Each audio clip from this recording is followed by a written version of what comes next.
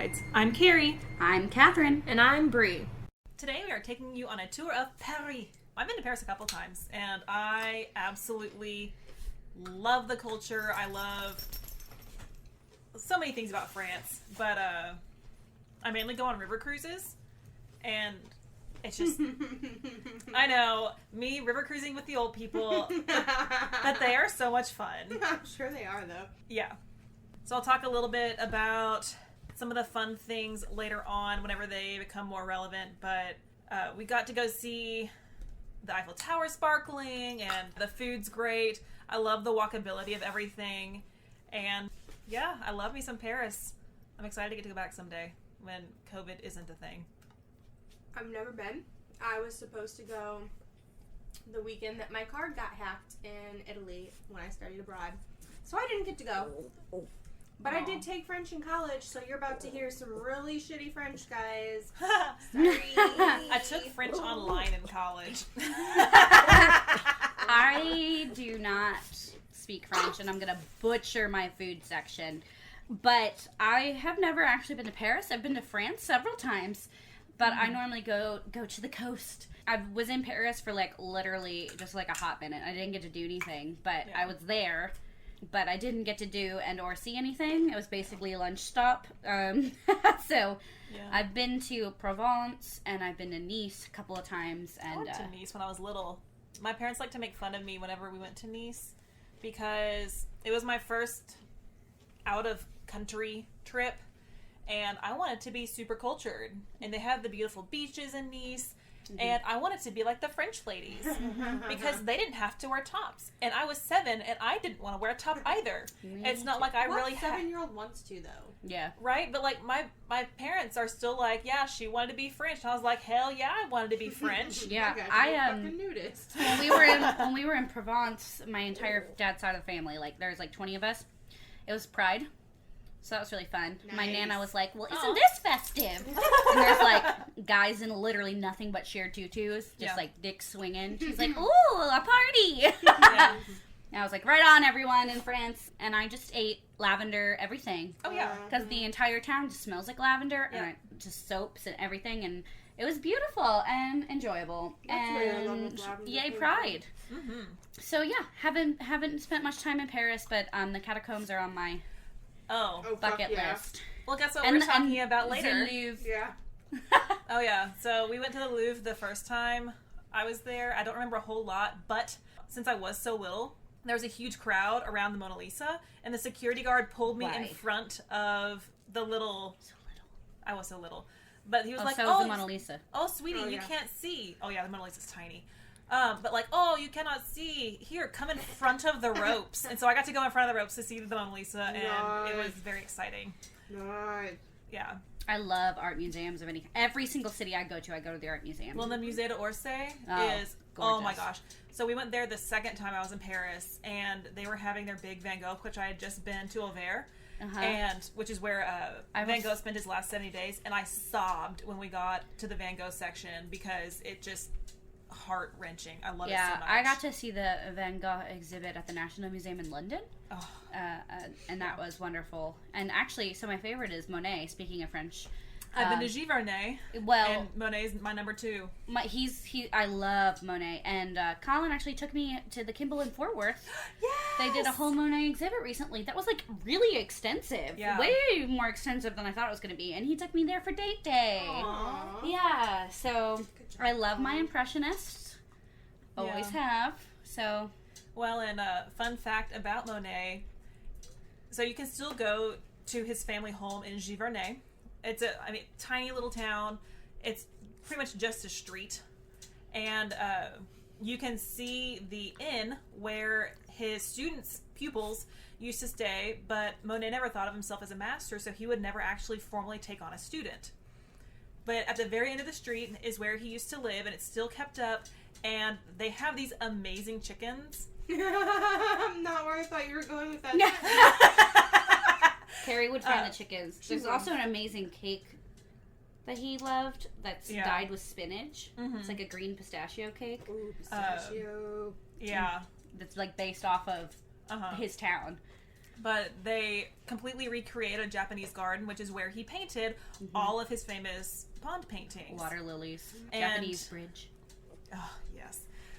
But Margaret McDermott, she was the wife of one of the founders of Texas Instruments. My mom worked for Texas Instruments for a long time. And so she became close with Margaret through some different events and things. And Margaret had an original Monet. Oh. Oof. Wow. Yeah. Must be nice.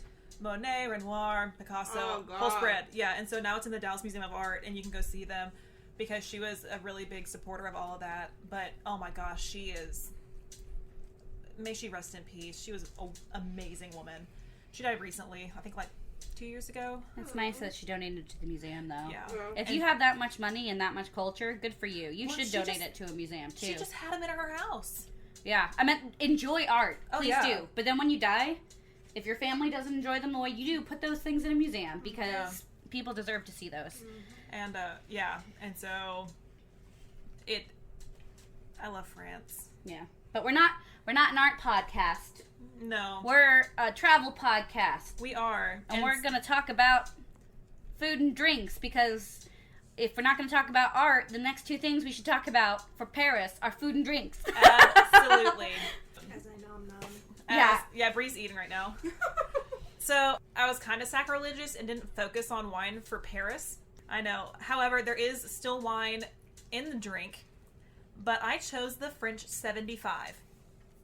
So, yeah, I didn't choose wine for a couple of reasons. One is I would want to dive so deep into the research that I would not have an actual story because the French wine culture is just so rich. And Burgundy and Champagne are really close, but it's still Catherine's eating a caramel, which I'm going to talk about in a second. Not caramel in the drink, but just like the caramel in general whenever you bring it up. Yeah. But Champagne is closer than Burgundy, and it's still 200 kilometers away, so I was like, you know what? Maybe we can do a mini-sode where I just talk about wine. Oh, we need to go do more of France. Mhm. Okay, Yeah. because I have so much shit, and I couldn't. Oh, yeah. Well, and Paris isn't the major wine growing region, Right. so I And think so- we're okay. If we do a more rural area, then we can talk more about Yeah. wine. It'll make more sense when I talk about a little bit of the history of this drink of why I picked it. Okay, so the French 75 is honestly one of my favorite drinks because it mixes my favorite things, wine and gin. Yes! It's bright and refreshing. Excited. Goes well with caramels. It does. So, I will just like get it randomly at restaurants. And so one time I got it in Kentucky at like a little university bar.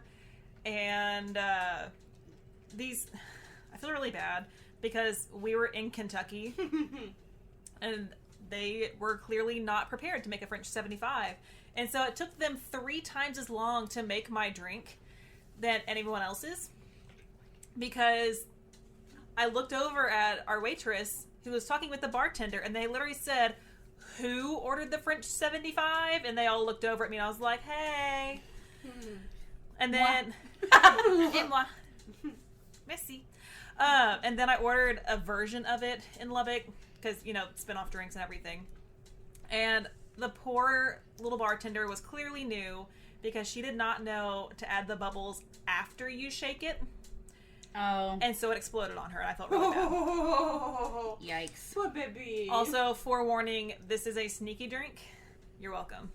Okay, so the French 75 comes from the French Canon de 75 Modèle 1897. I was not going to try the year because I already butchered 75. And you're going to have to hear me say it a couple more times. So if you're French or speak French, We have those. I learned listeners. French on... We have French Wine. listeners? Yeah. Not like French Like, Canadian? Less than Bonjour. 1%. Oh my gosh. But they say they're French. Okay, Oh, that's my cute. dear French listeners, Forgive me. Super sorry. I'm so sorry. I'm trying. I really am. I promise. I looked it up. I'm gonna do so bad. I have so much pressure now. Okay, anyway, so this cannon... Yes, I'm talking about a cannon, if you missed that. Shaboom! Let the blood and the shit spray. Boom! I'm trying to not, mix up this story, because... Sorry. Yeah. Okay, so the cannon was first presented at the Bastille Day celebration in 1899. This cannon was impressive. Didn't it have a name? That's what I literally just said. Canon de chanson qui s'est that's why I didn't. 1897. That's why I didn't know. That's the name of the canon. Well, it's in French. I don't know. It's a French canon. It has a French name. Well, I've only ever heard it translated. The big old canon, 1975. The big ass canon from 1897. Boom. Anyway, so it was used in World War I, and this cannon was a powerhouse. It could deliver up to 30 rounds, typically around 15, but up to 30 rounds of 75 millimeter ammunition per minute, and it did not have to be re-aimed after firing. Damn. Like this, Yeah. yeah, That's a nice cannon. impressive. Talk about stamina. Doesn't have to reload. That's my kind of cannon. So, a quote from Around the World in 80 Cocktails, quote, "It isn't surprising that the Canon de Soissons," I'm not going to try that. The big cannon. The Canon 75, model 1897, would lend the name to a cocktail with some kick. The original recipe calls for Calvados, which is an apple or pear brandy from Normandy in France, which I've been to Delicious. Normandy, and oh my goodness, I could go on a rant Guys, on that. I love fruit brandies so much. Yeah. My favorite drink in Chester is a Prosecco with a red currant brandy. Oh, yeah. That's like their Christmas time drink, and I bought it red currant brandy from like a local vendor at the at the Christmas market in Chester Town Square, and you pour it in Prosecco, and it is. I love cocktails with fruit brandies and or fruit and bubbles. Well, and when we were on our river cruise on the Danube, I got plum brandy. I love fruit brandies, man. I'm an it's good. old ass lady. Oh my god. Okay, anyway, so Calvados, gin, absinthe, and grenadine. Whoop whoop. I don't drink absinthe after that one time. What a drink. Not again. The French knew how to have fun. So, as it modernized, it traded the Calvados, grenadine, and absinthe for champagne, lemon juice, and simple syrup. I'm the green fairy. Ooh, Van Gogh loved his green fairy. Moulin Rouge. I talk about Moulin Rouge. Because I can't. God. Iconic movie. All right. Also, great stage play with Aaron Tveit. Oh my gosh, Aaron Tveit. I know. Carrie and I share. I had to sneak him in. Okay, go ahead. Yeah.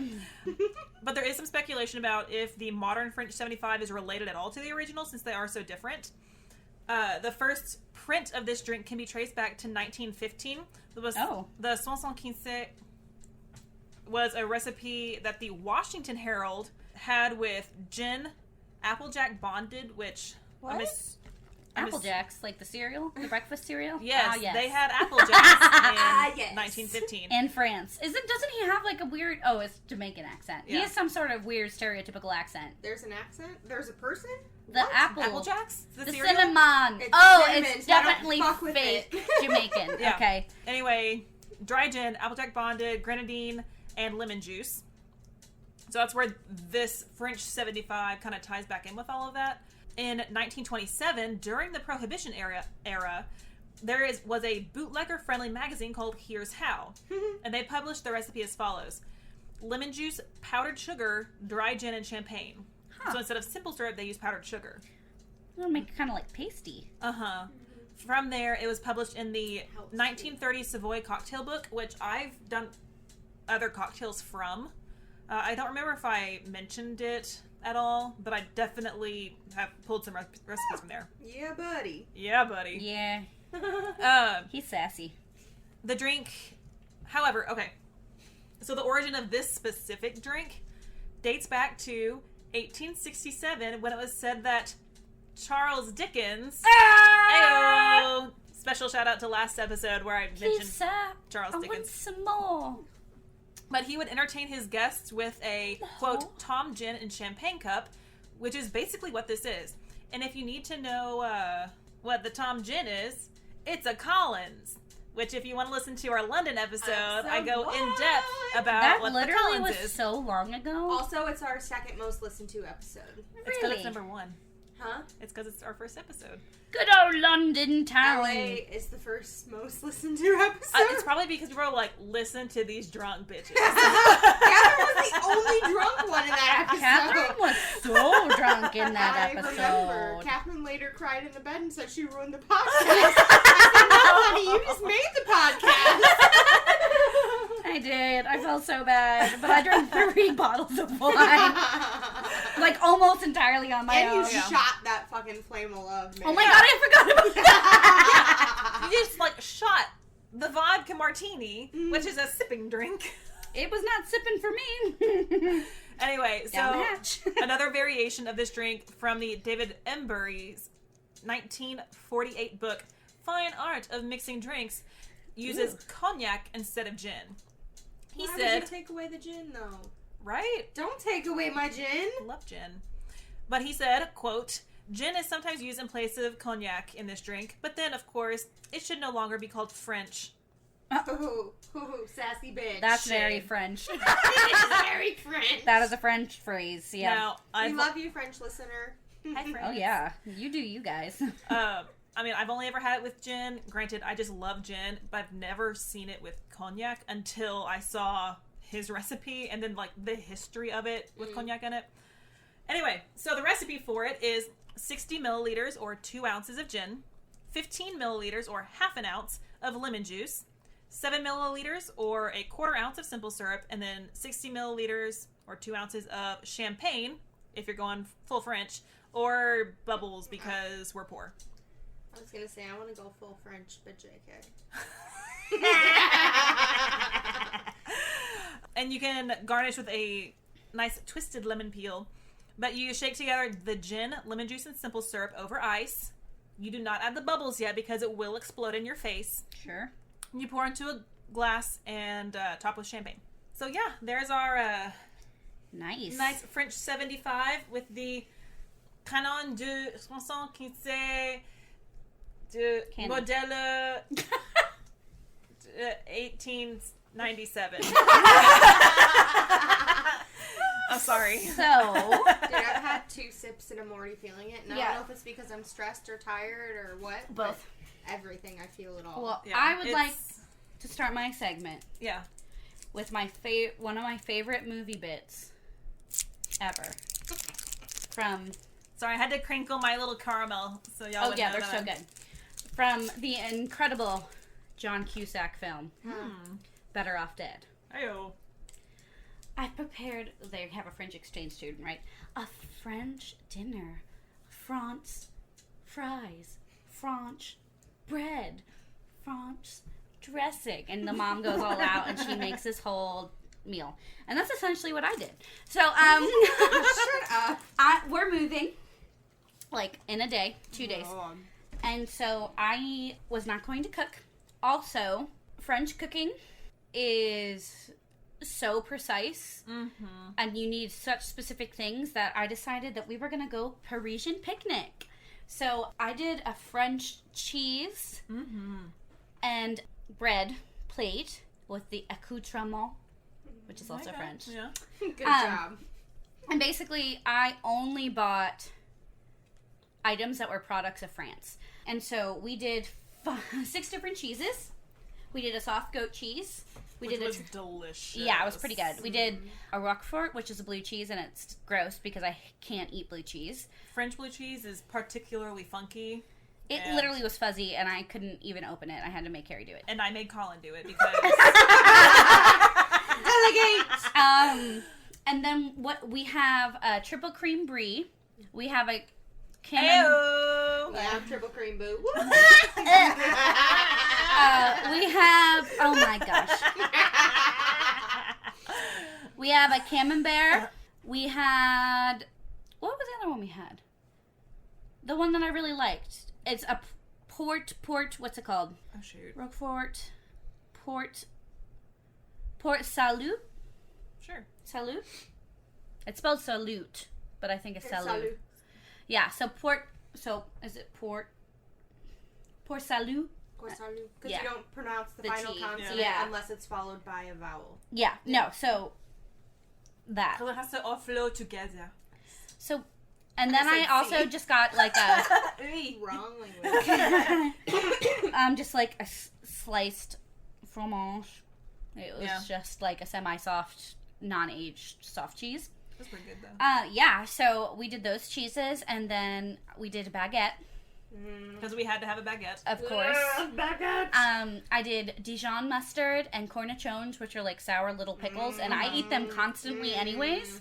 And then we did figs and black grapes and tri-colored carrots. We did purple carrots, orange carrots, white carrots, because I felt really guilty about how much cheese we were eating. And so I wanted a vegetable. And then I did honeycomb, honey. And so this was the one thing that wasn't actually a product of France. It was a strawberry jam spread, but the first strawberries were cultivated in French gardens. And so I did a strawberry jam, and then we also did caramels with French sea salt and macarons. And macarons are like my favorite thing in the whole world because they're naturally gluten-free. And so, yeah, it was all over the place. No. Yeah. So on the river cruise, we went from Paris up to Normandy. And so we stopped in Honfleur, which Honfleur is very well known for their sea salt and caramels. And so I ended up buying, I think, 4 bags of their caramels. Yep. Correct. Yeah. We also got their sparkling pear wine. Oh, which fruit wines. Oh my goodness. Fruit wines, fruit brandies. It changed my life. Oh, I need to go back to the farmer's market and get my ghost pepper prickly pear wine. Damn it. It's so good. Yeah. Very Texas. Sorry, it just reminded me. No, yeah. Yeah. No, but like it's like a Texas version of a fruit wine. Yeah. What else was there? Oh, shoot. I had something else, but I didn't want to interrupt you. Sorry, I interrupted you. No. I didn't want to interrupt her with interjections. But yeah, so on the river cruise, for breakfast, we would have like a full panel of honeycomb because there it wasn't... there weren't assholes that would go destroy bee farms. Yeah, and so, you know, they had access to these amazing slabs of honeycomb that we can go get to put on our toast. And, you know, it makes everything taste so much better. It's so good. Oh, the mustard.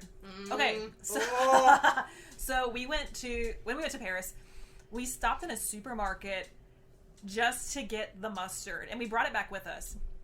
And so I used it a couple times while we were here, but I used so much mustard that it was gone in like 2 weeks. But yeah, it's so good. So if you can find like truly French Dijon mustard, get it. If you can find the truly French salted caramels, especially if you can like pinpoint to Honfleur, do it. Oh my gosh. Also, there was a cheese that I meant to tell you is truly French and is based out of Rouen, which is northwest of Paris. And it, like, the whole story of it revolves around Joan of Arc. And you know what this cheese is. I've served it to you before. It's very similar to cream cheese, but it has a third of the fat. Oh, yeah. It's Neufchâtel cheese. Yes, I actually saw that, and I looked for it because... But usually it's served... much less fattening, but it's also, like, creamy like that. Which this goat cheese had, like, a really similar... But a lot of people will use it instead of cream cheese because it has a very similar consistency and flavor, but it has a third of the fat. Hit me up with that shit. It was, oh my gosh. You know, we would use it instead of cream cheese anyway, but then we went to Rouen and they told us a story and they're like, oh yeah, you know, it's called this cheese. You in America might call it Neufchâtel. And we're like, oh my gosh, we eat this all the time. And I never knew that it was French. But also I didn't know how to pronounce it until that trip because... French. So, yeah. Well, these cheeses were all, like I said, I only bought cheeses that were made and products of France. Yeah. Because if you're going to do French, you need to, like, that's part of their food culture there is... It's French. It's French. Yeah. Like, it has to be French, even if you're somewhere else. If you're claiming it's French, it has to be French. Yeah. So these are, like, the most American French cheeses, but I could find them and they were pretty reasonably priced and I could buy directly French cheeses. This was the most expensive meal by a lot for me, but that's okay because I didn't have to cook anything and it's nice just to kind of celebrate the foods individually. And like I went a little overboard. We did not need like 5 cheeses and all these other things. Amazing, worth it. Yeah, it's very so good. Real happy with the figs. I love figs. Figs Yeah. are so my good. God. Well, And like- they're so pretty, and they kind of. They're waspy. They are waspy. You can't eat figs if you're a vegan. Well, I'm not a vegan. I like. No, we're just saying. As No. evidenced by Isn't 2 that weekends interesting? ago. So interesting. Yeah, that That figs is- aren't vegan. I don't even know what the fuck waspy means. Oh, like wasps. Like the bug wasps. Yeah, but like. They're inside. Yeah. What? They go into the flowers, and then the fig fruit forms around the flowers, and they break down the proteins of the wasp to make the figs. No. I like it. Bree is having a meltdown. Damn it. Her face. I could feel how panicked and just She just know had an my face existential was. crisis. Yeah. She goes, I like meat. And we're like, yeah. What does waspy mean? Well, Wasp. it means that there's a wasp inside there. But it's all just juice. Yeah. That made it worse. Fucking made it worse. Oh, Well, vegans can't eat honey or cheese either, so. Yeah, That's so the French. unfortunate. It's not I vegan still friendly. love fig. Fig. Fig. They were technically Turkish figs, but I also wanted them. Okay, so, I lied. I felt guilty because I was like, they're all French products, but figs aren't. Figs are enjoyed with a lot of cheeses, though. Yeah. Plus, they're beautiful, so. Oop, I outed you because I brought up the figs. My bad. Well, I tried really hard. And figs are in season right now. They were from Turkey. And but they're it's fine. amazing despite their wasp juices. Yes. So yeah, I mean, France is most famous for its cheese. So, cheese and wine. Yep. But I if I would have had time, so I love dairy and egg products, and there's like an incredible amount of dairy and egg based dishes. Like I was gonna make a quiche, which literally I love quiche so much, and I like as a child, it's like, what do you want, small Catherine? And I was like, some damn quiche, man. It's yeah. perfect. So. And that's, like, a really easy thing to make, but I just decided to go this route. Well, like, I think it's Sam's Club has, like, little quiche bites. Or maybe it's Costco, and they're Oh my amazing. gosh. They're so good. I think both of them have, a variation of the same. But we would always Put get them. sriracha on it. Oh. But we She always didn't get say them that, for French par- people. She didn't mean Sorry. They already hate me. It's fine. it. French bread. My favorite, she like squeezes her face. She goes, "You have Christmas in France?" Oh my god, that movie is so good. All right, well, Brie. Okay, to open my segment, Uh-huh. I am going to pay an ode to Hamilton and my man Lala. Okay. Oui, mon ami, je m'appelle Lafayette, the Lancelot of the Revolutionary set. I came from afar just to say bonsoir to the king, cause c'est toi who's the best. C'est moi. I am Hercules Mulligan. I was ready. Yeah. Okay. No, I can't do guns and ships because I wish, but no. I'm making these red goats with bloodstains. I know, David Diggs, you And I'm not gonna stop at this. are a god just for that bit alone. Also, yeah. he is lovey-dovey and living with the girl from Umbrella Academy. Ooh. And she played Angelica and was also in the original ensemble. Aww. I know! she's Lin-Manuel also Miranda gorgeous. bringing people together Right? in all of his shows. Right? Yes. Gem. Okay. Okay, so history. The name Paris comes from the Parisi, a subtribe of Celtic Senones. What was They're that? gnomes. They're gnomes. Senones. S-E-N-O-N-E. Nope. sorry, I'm crinkling. S-E-N-O-N-E-S. I always forget that the French are Celtic too. Yeah. Name a people. Yeah, Yeah. so you can't hate me, French people. I was actually like dead ass almost French though. Like Grandpa met a French woman in the war and almost. That's But- not how that Ew. happens. I'm aware, but Okay. it's a family joke. Okay, Got it. Grandma's not too happy about it. I bet not. So the Parisi established on one of the natural islands along the Seine, the Ile de la Cité. That was shit, but you're gonna take it. Around 250 to 225 BC, the Romans, Caesar, defeated them around 52 BC. Et tu, Brute? My other family. Oh And no, my called- people were always fighting. Yeah. Damn. And called the city Lutetia. We're gonna call it Lutetia. It's Cool. close enough. The city became more commonly referred to as Parisius by the time the Roman Empire fell in AD 476. So Roman, oh my god. Yep. Which, when translated from Latin to French, became Paris. Cool. Clovis I was the first king of France. He's the one that got rid of all of the chieftains in the area and changed it to a single ruler. So you can blame him for the fucking line of succession. You're welcome. He established Cool name, though. Like, Clovis is a cool name. It's a sea name. Colin and I can name our kid Clovis. They would hate you forever. Do not do that. I don't know. I think it's kind of a power move. For a girl, it would be cute. Clovis for a girl's name is not as bad as Clovis for a boy's name. Isn't there a Clovis, Texas? I don't know. I hate the state. I hate the state. She's still saying the same line since I met her 10 years ago. I know. That's how we bonded. Our hate of Texas. We're from the north. It's Texas! Ew. Texas! Texas! Texas! Colin's gonna burst through the wall and be like, Texas! Texas! So, Clovis established a dynasty, or some people call it a dynasty, the Merovingians. The crown stayed in his line for over 200 years, and he took control of Gaul in 486 and expanded his territory from there, making Paris his capital city in 508. Oh, he had a lot of Gaul to do that. Okay. Notre Dame, Our Lady of Paris. Aww. Yeah, I'll get there. Is a magnificent example of French medieval Gothic architecture, so all of the things we love. Yes. Okay. Sorry. Side note, talking about the Notre Dame. Mercy we can find on earth. God, I love it. So, most recent time I went to Paris, we went in, of course, the little tour of it. But I looked up, and one of the angel's wings looks like the Hunchback, and I was like, "Oh, the Hunchback!" God Okay, help my people. that's my whole story.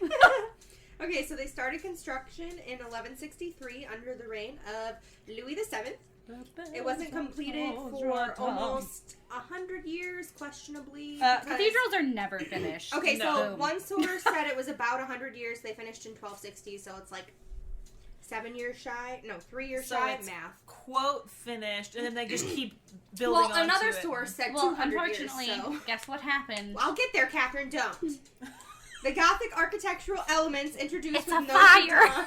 Dame. God damn it. Shocker! The Gothic architectural elements introduced with Notre Dame spread Nita. Nita was there when they built Notre Dame. She probably was. Your sister calls her ghost dog for a reason. I know. Nita. But she's a good girl. Nita is a good ghosty girl. Yeah, she's a good girl. Dude, As so her eyes, Carrie- cataracts glow in the night. Carrie, you missed it. Last weekend I was here and we were talking about me getting animals, and I was like, I'll probably wait until, heaven forbid, Nita passes, and she dead ass She slow turns. over at me from the couch, like slow turns and glares at me. Nita, you're an old lady. She's we never have gonna die. we have to get your affairs in Everyone order. says. Oh, she looks so sad. I She's know. never gonna die. This You is have why to she go picked say me. hello to my She will baby outlive us boy, all. It's though. ridiculous. You have to go say hello to my baby boy. He is Schnauzer brother. She'd probably like, Rah! Scotty would be like, hello. I you know, smell- I need to He'd try be his like, face. you smell like my mommy. I miss her. Oh, that just made me so sad. Yeah, I'm about to cry. Oh my god, I teared up. I had like 3 sips of that drink and now I'm really sad. Why'd you do that? Oh my god. Okay. I told y'all this drink was strong. God, Catherine. I know, I miss him so much. I'm so fucking sad. Oh. It was already sad. You made it worse. Okay. We're gonna talk about my dog. We're gonna talk about Gothic architecture. It'll make us happy. All the dark things. Okay. Yay. So those elements were introduced with Notre Dame, spread throughout Europe in the 12th and Thank 13th you. centuries, and remained the architectural style for 4 centuries. Like, who can blame them? Flying buttresses, for fuck's sake! Yeah. My And AP art pointed history class. arches. My AP art history class. Again, that's just like AP Euro. I took them both the same year. Only one class. And of each because no one wanted to take it. And surprisingly, half of us were the same in both classes. And we did a flying buttress project. And I made a cathedral out of cookies. Like, I made it like a gingerbread house, and I did like the rose window. And Bake Off, We here did I that come. too. We did that too. Okay, so it was in baking though. It was principles of baking, and we were making gingerbread houses. And You I'm took like, principles of baking? That's awesome. That's so fun. yeah, I took it in high school. What? I would teach We a don't baking have that. class. Give me several theater classes I and baking took classes. most of the art-ish Yeah, you took classes. pottery too. I took, well, it's called ceramics, but yeah. Oh. I made a creepy-ass vase that my mother keeps on her dresser, and I'm like, it's gonna kill you in the night. Well, I'm just- like, it's my terrifying. I'm just so excited So- for my kitchen. But, like, all of my French pronunciations of, like, because I was thinking, because, like, Bake Off's my favorite TV show. Hands down. Colin and I, it's our happy place. And We watched so much this weekend. It was great. I love Bake Off. But anyway, so all of my French words, especially for, like, baked goods, all have weird, like, Scouse, Liverpool accents. Patisserie week. And I just keep saying it with, like, weird Northern English accents, because Paul Hollywood. So, like, they're not French pronunciations. They're French words that have been pronounced by a Liverpool man. Or Liverpool. Pool? Liverpool? Scouse? Manchester. I forgot how we got here. Well, no, I had a story, Oh, go ahead. but it's gonna go back into pottery because it made more sense Okay. with that one. Oh, Go ahead. I was talking about Paul Hollywood. I know. I want to tell my story before he branched off. Oh, but he's so perfect. I want to get a picture with him to get our eyes together. His eyes. Honestly, though. Colin and I want to do Prue and Paul Aw. for a Halloween costume. Oh, fantastic. Hang on, I still have to tell my story. It's Terrific. the person at my high school that I graduated from, not like with me, but like they're there now, Uh-huh. or they were there when this happened. Of course, they were there when this happened. Oh my gosh. They were a student at the high school that I graduated from. Made a larger than life size Penis. Please be a Yes! penis. Yes! and it ended up winning awards because it was so lifelike. Oh my god. Was it a girl or a guy? It was a guy. Oh, I was gonna be even more impressed with the girl. I was like, she did a lot of studying. I love this bitch. I respect that. Hey, penises have been in art literally as long as art has been around. Yeah. Oh, The Yeah. first art We were talked titties about it. and penises. We so talked whatever. about it. He was just bringing it back to like yeah. the beginning of beginning of human culture. Well, okay, so the first time we went to Paris, my parents had to sit down with my brother and I and be like, okay, so when we go to the museums, you're going to see a lot of pee-pees. Ass and titties. Ass and titties. Oh, yeah. Ass, and so they- titties. One of my Oh. favorite memes is like during. Can I get through a story? It has to do with boobs hanging out and That's art. what I'm trying to talk about. But no, they had to sit down and be like, okay, when we go into the museums, you're gonna see a lot of pee-pees and and boobs, and also when we go to the beaches, there will be topless women. And I'm just over there like, okay, cool. My brother is over there, just bright red. Love you, brother. I love the meme where it's like, I understand why in Renaissance paintings women are just lounging around with their tits out and like bowls of food. Oh, yeah. Same. Quarantine. Me. That's Same. I refuse to wear a real bra. I went I out and refuse. bought a new one because my old ones were not containing the boobage anymore because I have large boobs. They're just And- not comfy. And so I went out and bought leisure bras because I still don't want to be like hanging out everywhere. Leisure bras and brandy. Me. Honestly, though. But like there's no wire, there's no clasps. And so I now refuse to wear real bras. Yeah. I put one on for like an hour the other day and I was like, I can't do They this. hurt. They do. They There's hurt. so- guys, I have scars from bras, and I have small tits. Yeah, my boobs are huge, and I'm Yeah. just like, I literally cannot support them anymore because leisure bras have ruined me. Me too. You need to really want some caramels. You can rock. Excuse me, I would like some, please. Okay. Oh, good girl. But yeah, Okay. talking about the arts. Oh yeah, baking. I made a cathedral too, but that's just because I was extra as fuck and was like, I can make a bomb ass gingerbread house. I'm gonna make a motherfucking cathedral, and we won all of the things. So anyway, back to architecture. See what I did Hey, there? there you go. See? Hey. Okay. So like, yeah, all of the amazing things like flying buttresses, and like I need an architect to build me like a beautiful piece of Gothic amazingness. Like, Yeah. I just, where is he at? I need him in my life. Go That marry was an a cute architect. place. Get me an architect.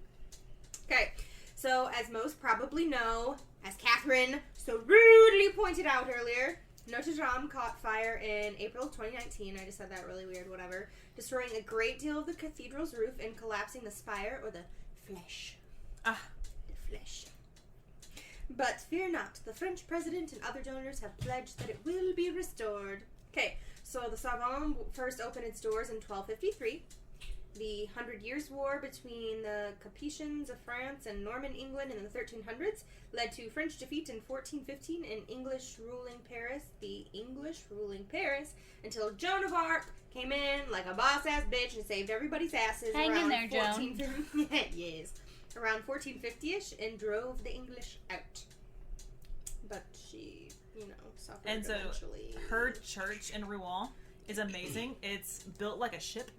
Ooh. And so the roof is, She's such an interesting, historical honestly. figure. yeah, she's a badass. Mhm. But it's built like the whole of a ship, but reverse. And so rather than coming in, if you flip-flop them, it curves out to make the roof. It's gorgeous. I might have some pictures. Okay.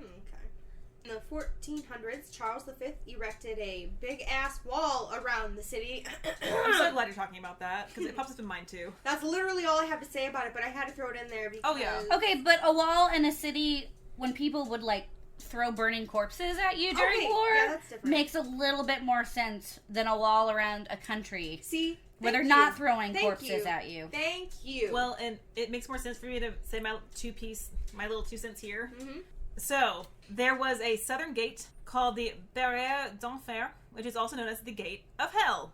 It did get eventually renamed, but Gate of Hell is really fitting. Who renamed that? That was a great opportunity, and they just ruined it. Well, because royals. But it was called... Never be royals. But no, it was fitting because it was a symbol of royal power and unjust taxes. You can So- call me Haricot Bear. Naturally, it was a hotspot during the French Revolution, and on July 13th, 1789, the Barrière d'Enfer was pillaged and burned. During the Revolution, Cleanse it with fire. it played a role into my story that I will talk about after this, but it was after the Revolution when it was renamed Barrière et la... Oop, my phone turned off. Égalité, or Equality Gate. Mm-hmm. Nice. So there's that South Gate that I'm going to talk about in my story just a little bit. Yeah. But I'm so And, glad that I gating- can piece that I into don't know. yours. Gating a city, Manhattan, is like an island, so you have to go in through one of the certain entrances. I don't know. Gating a city seems completely different Oh, no. than... This is why I wanted to drop that in there. Yeah. Because I knew someone would make my point for me. Yeah. It's true. just a little different, guys. Yeah. And, there are Well, times and also, when it Chester needed. is a walled city, and Yeah. I will defend it forever, so... Yeah. Well, and I think it was on our first river cruise that they talked about how, people in Paris strongly defend Paris as the city because it's so defined. Mm-hmm. And then if you're out in the countryside, you can be 15 minutes outside the city, But but you're not Parisian. you're not Parisian. Oh, no, no. They know. Yeah. And it's not like Dallas where you're like, oh, I'm from Dallas, even though you're not from Dallas proper. 'Cause You're you from can a say- suburb. Yeah, you're from the area, so you Right. just like Dallas. Yeah. Yeah. Even though if you say you're from Dallas and you're really from Fort Worth, Fort Worthians will be Well, mad. And that's Dallasites will be different. mad. Fort Worth is, also a city-ish. Yeah. But it's still allegedly. lumped together with Dallas. It's like Dallas, Fort The Worth. Metroplex. Yeah. Okay, well, religious wars were big, obviously, in the Yeah. 1500s. Like every other motherfucking century. Everyone and, loves now, a good religious and war. now also, Yeah. still happens, guys. Even Okay? though Put 'em on our, a crusade. modern quote unquote war isn't a war, it's people getting butt hurt. Well, in some places it's still a war. Yeah. Well, I mean, Some places there is pretty much still a no, war. I mean just here and now. Oh, yeah. People trying to infiltrate religion and with the Constitution. It's no. I'm sorry. I have a lot of feelings about that. Which, of course, is ironic coming from me, the most religious of the three of us. Separation of church and state is ideal for running a country that has principles But I mean, built upon freedom of religion. present-day religion is the government anyway. According to the Bible, you should not... Okay, the Constitution is not the Bible. The Constitution is the Constitution. Thank you. Okay. Yeah, people are dumb. Okay, So, that was my point. you good. So, at this time, it was particularly between the Huguenots, which, for those of you who don't know, who were French Protestants, and the Catholics, as always. There's an opera called Les Huguenots. It's long and drawn out. Like these wars. It's Ayo. not my favorite. It's 5 hours long. There's a reason it's not in the modern repertoire. Well, these wars led to massacre of Saint Bartholomew and 3,000 Protestants were killed, all in the name of quote-unquote religion. That's what the opera's on. You don't want to get me started on religious massacres, because I will go on for fucking days. Yeah. Let's go to Louis XIV. Also, I really hope my college professor... King Louis said. Yeah! Do whatever you want. I'm super dead. Yeah. Why don't we take it out of a basket and ask it? Damn. I really hope he's not Louis, Abby. My former professor is not listening to this because, you don't judge my history section. I know it's shit. We're just gonna go with it. And don't judge my French, because I also know that's shit. So, I really hope you're not listening. Okay, Louis XIV. The Sun King was crowned in the 1600s, and this was seen as a great time for France. Hello, beautiful Versailles. Oof. Didn't last. Yeah, because now you have to look out for pickpocketers. When we went through Versailles, I literally looked one square in the face as he was pulling a wallet out of some poor woman's bag and putting it behind a door. And then a week later, that pickpocket ring was discovered, and they were all put in jail. Dude. Versailles.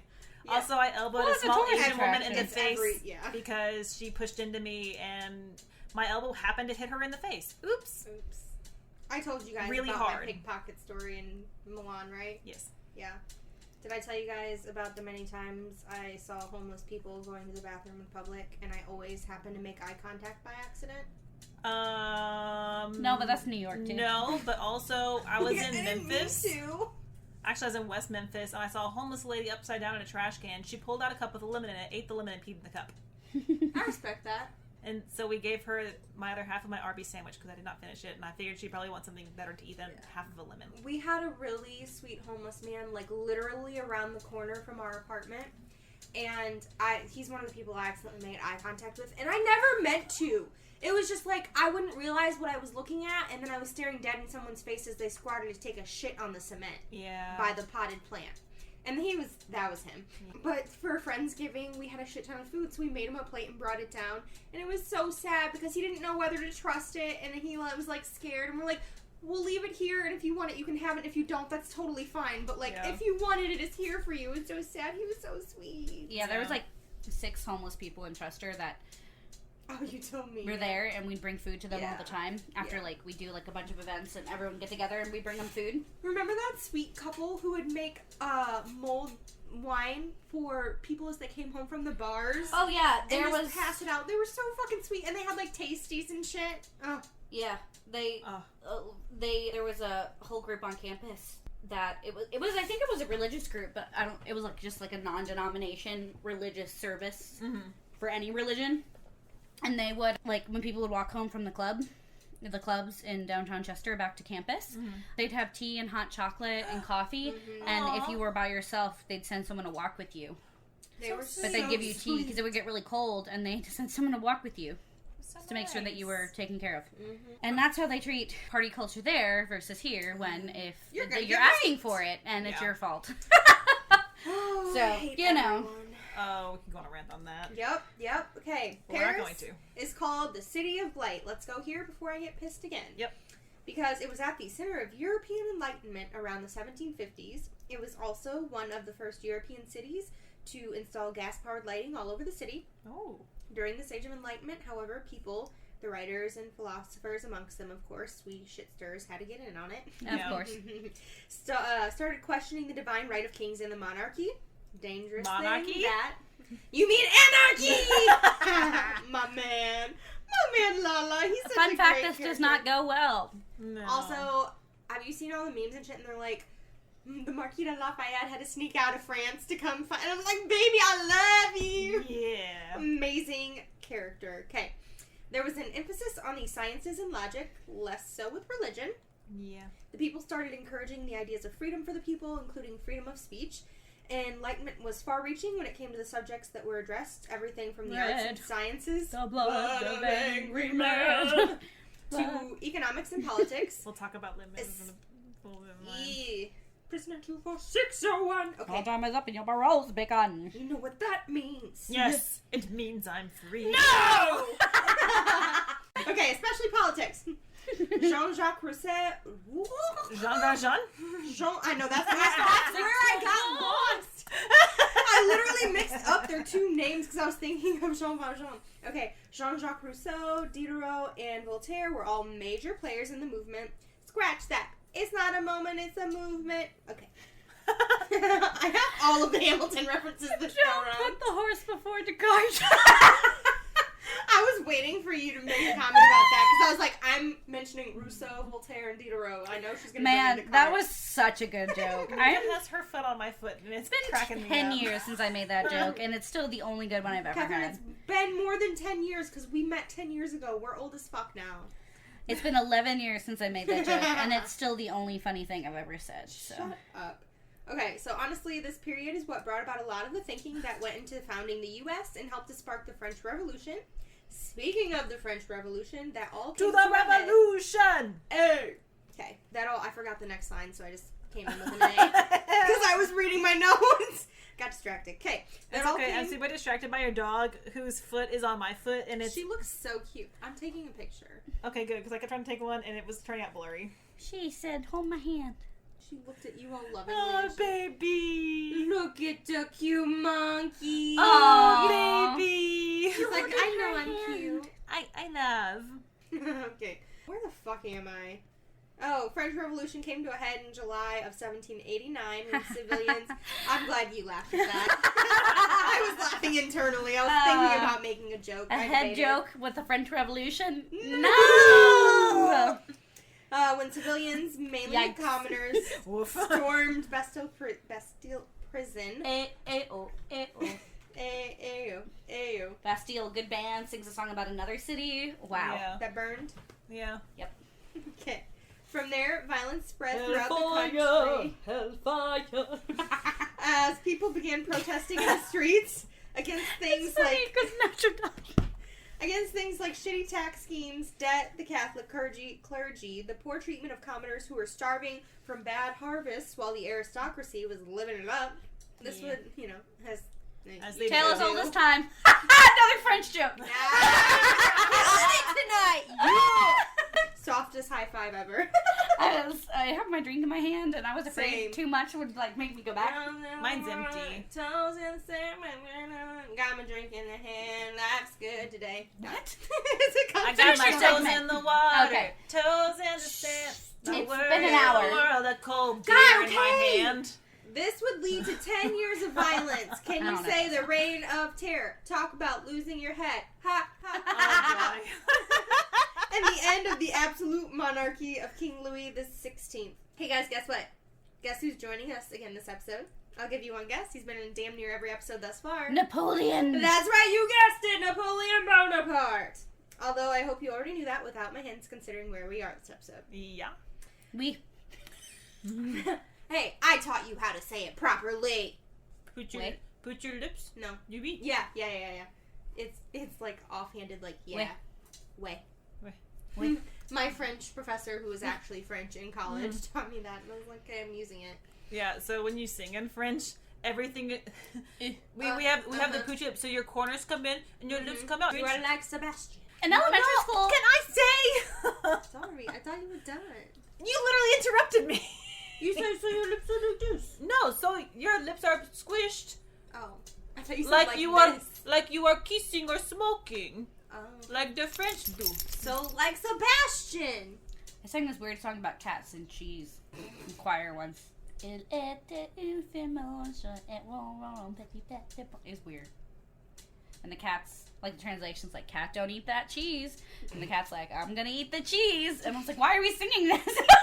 We had one that was about puppets falling in love. Oh my god. And then That's the father so was scary. And then the father was like, no. And then they met under the moonlight and made out. The puppet father? Like Geppetto? Geppetto? Geppetto's like, That's no, Italian. Pinocchio. But what other puppet dads do you know? I don't know. I'm trying to think. Yeah, French songs are weird. Subject-wise. Ours was just like, say it. Say it. Pretty much that was the translation. Say what you need to say. Okay, anyway. Napoleon Bonaparte. barring apart. Okay. That little shit was the leader of the revolution toward the end, and he took on the role of Emperor of France in 1804 until 1814. Napoleon is still huge. You don't kiss me. We Frenchin' over here. Oh, God. Beep, beep, beep. Okay, Napoleon is still huge in France to this day thanks to his many contributions, including the Napoleonic Code, which was the very foundation from which French law was built. No, but like for real though, Napoleon ran shit. He helped to encourage religious freedom and improve France's economy. He introduced more reasonable taxes and stressed the importance of education. And as we already know, Napoleon's reach was not limited to France. His ideas spread all over Europe. Okay, from 1870 to 1914 was an era referred to as La Belle Époque. Epoch? Époque. Epoch? Époque. Époque. Isn't that after the war? After the French Revolution? No, like Belle Epoque means after the war in French. No, it's like the beautiful, Because Bella is beautiful. yeah. Because like antebellum in Antebellums. after the war Yeah. in American Sure. history. In Dixie language. Yeah. In Dixie language. Which we're not allowed to use either of those words anymore, which is why the Dixie Chicks are now just the Chicks in Antebellum. I did not know that. Oh! Lady Antebellum? I don't remember what they're called. Lady A. Yeah, it's just Lady A now. Huh. I did not know But they any of sued a that. black artist whose name is originally Lady A to get it. Nice. Okay, well, it was during this time that the Eiffel Tower was built and the Moulin Rouge was opened. It was also during this time that Paris hosted a World's Fair, l'Exposition Universelle, on the 100th anniversary of the spark that lit the flame of the French Revolution. And The there storming were of the some Bastille. amazing compositions made for that. Holy shit. Mm-hmm. But I'm not going to go into that because I have not done enough research to like refresh my memory. And I am not going to disappoint my music professors because I admire too many of them. There's some of them that I wish could just like fall off one of the canyon cliffs. But too many of them I actually enjoy. Dr. Smith, I love you, even though you probably definitely do not listen to this. Okay. But he was so scary. But then he's We're not going to talk about scary professors. Barbara. Oh no, Barbara. he was a Fucking giant. Barbara, man. No, this dude was huge and like he was just really intimidating. Barbara But he was was a big old he was a teddy bear because I ended up passing out during the semester and like the next day he was like, "Oh, are you okay?" And I was like, "Yeah, I'm fine." And then I like to bake shit, and so I made fudge one time. And I brought some in for him, and he was like, "Oh, this is delicious," and gave me a little kiss on my head. And I was like, "Oh, you're so cute. I love you so much." And his wife also taught music history, and like they're perfect because she focuses more on like the early music, and he's more later music, and just they're iconic. Both of them are just please don't be disappointed in me. That's all I ask. Well, so for the exposition, they actually recreated the Bastille prior to the Revolution to show at the fair and host events such as balls while the fair was going on. Oh yeah. So, like, they recreated. Masquerade. We talk about faces on display. Oh, we on talk about parade. mine. What did I say? I don't remember, but it wasn't Oh, on I don't know. I got distracted. on display. Oh. I think you said it's on Okay. parade. Well, we talk about it later. I was in it. We talk about it in my lore section. I bring it up in Phantom mine. of the Opera. My brain is so scattered tonight. I don't know what's happening. Okay, by the end of the 1920s, the art scene was popping in Paris. Writers and artists like Hemingway, Picasso, F. Scott Fitzgerald, and Dali were all meeting up in the cafes of Saint-Germain, amongst others, and this decade was referred to as Les Années Folles, the crazy years. That is until... Ew. Folle. Yeah, you pronounce the E because there's an S following it. Anyway, that is until Paris got hit by the Depression in 31. Yeah. While Paris may not have been occupied during World War I, Parisians still felt the post-war effects as they tried to recover economically. Paris was occupied, however, during World War II. Paris became governed by French officials with a Nazi seal of approval and German soldiers. Like other places throughout the world at this time, Parisians had to deal with rationing and a very strict curfew. Thankfully, in August of 1944, between the French resistance fighters and American soldiers, Paris was wrested from the jaws of defeat, Charles Lee was left behind without a pot to piss in. He started saying this to anybody who would listen. Washington giving up the differences, the voices, the sizes of our crisis, our crisis. I lost my place. Oh, I found it. So, wrested from the jaws of the Nazis. Well, Hitler, as we know, was a shit. Yep. Understatement of the millennium, I'm aware. So he threw his homicidal temper tantrum and decided he wanted Paris blown up. And he already had the city loaded with explosives all over the place to do just the trick. But, lucky for the city and its people, the Nazi general refused to follow the command because he'd fallen in love with Paris during his time lording over it. Hell yeah. While people to this day still refer to Helen of Troy as the face to launch 1,000 ships, apparently Paris was so beautiful it was the city to halt 1,000 incendiary devices. And I don't know how many there were actually there. I'm just saying it fits. That's so sad. Yeah. So it doesn't quite have the same ring to it, but whatever. It fits. Anyway, they eventually surrendered to the French Resistance. Mm-hmm. Yeah. So that's my history. Nice. Okay, lore. Okay, so we've kind of covered this before, and I have loads of other stuff to cover in this section that we haven't discussed before, so for now, I'm just going to quote one line that I found while researching that I loved, and maybe I'll cover La Dame Blanche some more in a later episode if we do a top 20 recap of our favorite cities sort of deal or some shit. Nice. So here goes. Quote, they are generally not too mean or evil, but they could still do some damage if you don't play up to their whims and demands. Kind of like female bandits, but the supernatural kind. End quote. Still us. I know, it was perfect. The pale, blue-eyed bandits. Yeah. It's us. I'm gonna make that We fucker are stick. pale. We are. All three of us are pale, blue eyes. We could share foundation. I finally have someone I could share my course number 5 with! Okay. So the real demon barber of Fleet Street and Mrs. Lovett's Meat Pies, a.k.a. the baker and the barber of Ile de la Cité. In the 15th century, there was a barber and a pastry cook who... The worst pies in London. With the Bread in Paris. They collabed. With the price of meat, what it is. If you get it. If So...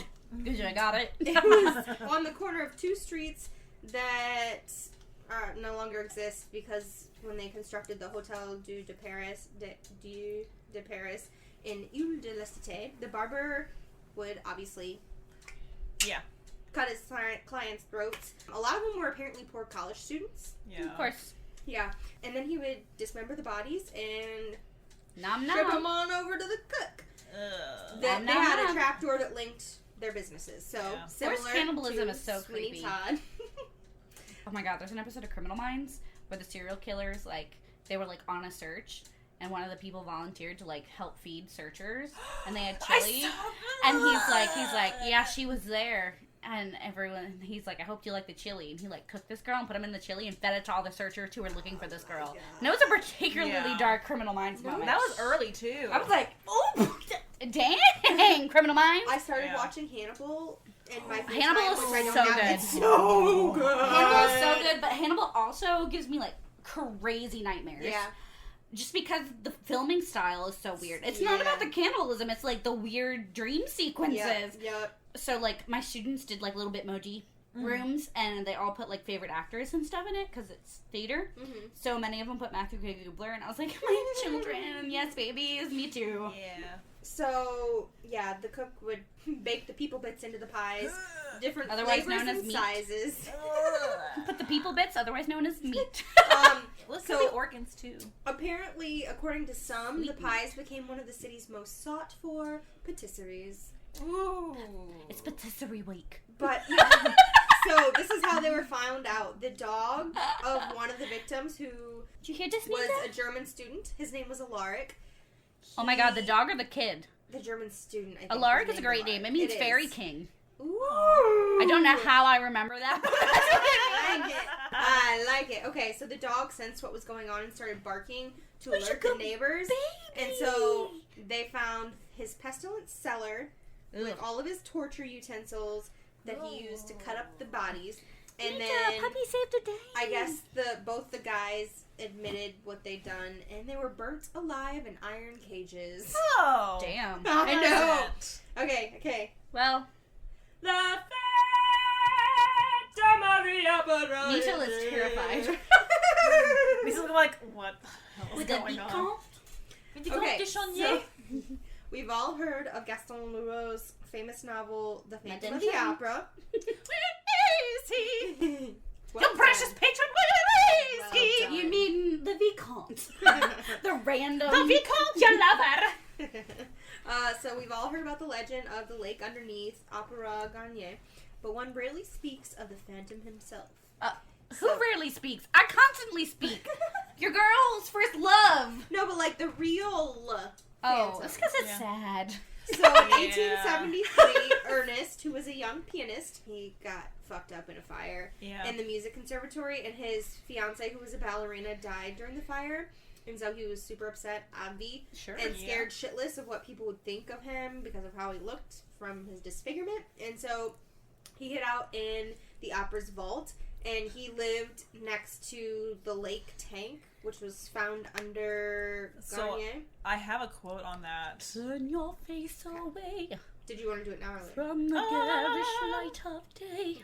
Turn your thoughts away. She so dramatically turns She her goes- head. That's Madame. Nita was just Christine on point.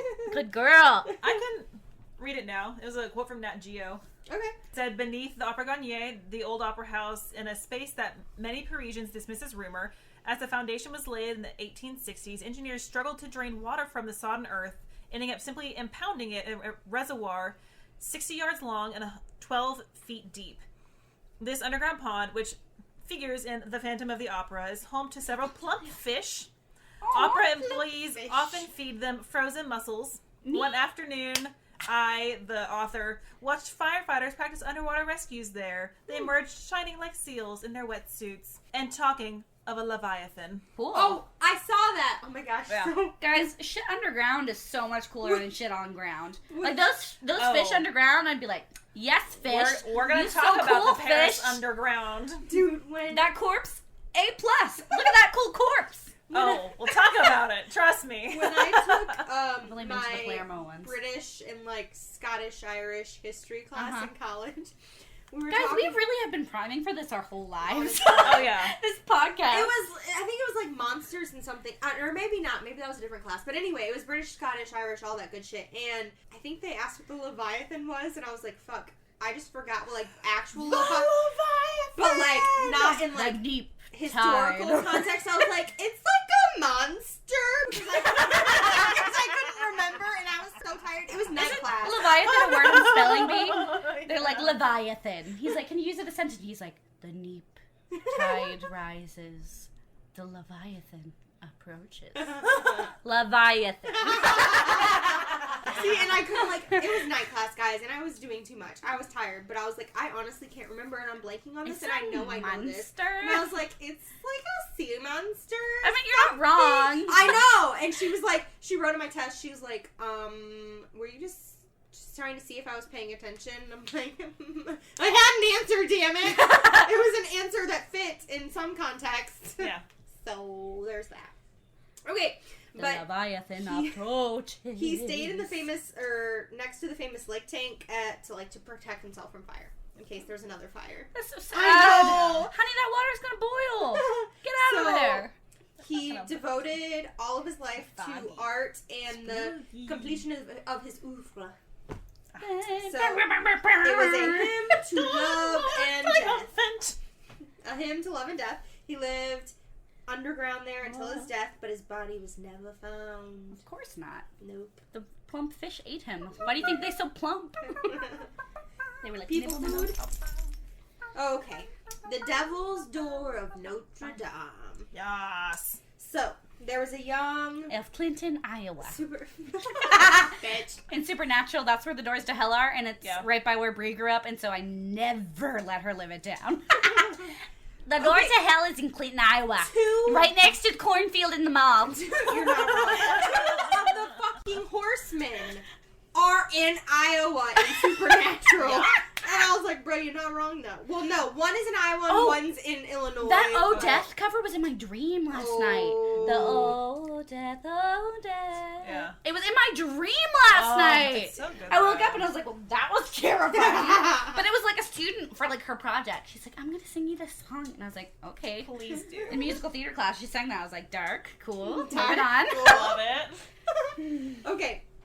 So he was a young and very talented blacksmith from 13th century France. His name was Biscornet. Blacksmiths are just hot. He was really known for his work, and he was commissioned to create the Notre Dame Cathedral's side doors. The bells of Notre Dame. So he was honored by being given the responsibility, but he was afraid of losing his reputation if he couldn't do it. So, like in Keto, he sought the devil's help. Yeah. Why are these people trying to build churches with the devil? I'm gonna leave that there. Free help. So the devil agreed to help in exchange for the blacksmith's soul. He accepted, after souls. and on Inauguration Day, the doors were amazing, magnificently forged, they said, in a way that no one had seen before. What they didn't know was that the doors would not open until they were sprinkled with holy water, saving his soul at the same time. Ooh. That's a cop-out, bro. I feel like that's just lazy craftsmanship. Like, have some pride in your work. You sold your soul. There it goes. We talked about this in Keto, though, too. So It's I would like to sneaky. point out that there are similarities in lore from different cultures and their religions. Yeah. It's like Well, we're they're both all kind of the Catholic. same or something. They're both Catholic. Still, We love a good devil lore. even from religion to religion, there are similarities, and people just need to stop killing each other over shit. Because Yes. they're dumb. Everyone has a fire, and everyone fights about religion, and you're both wrong. Yep. Okay, the Court of Miracles. Good Catherine's girl. talking to Nita, Da by the way. de Miracle. Yep, we're going with it. That was the most American shit I've ever said in my life. I'm Esmeralda. I have a goat and tambourine, and I'm at the court of miracles. So it's a French term that referred to Paris's slums. It was a, quote, lawless zone that was home to the scourge of Paris's medieval society, end quote. So the prostitutes, the homeless, criminals, sick, old people. The quote-unquote gypsies.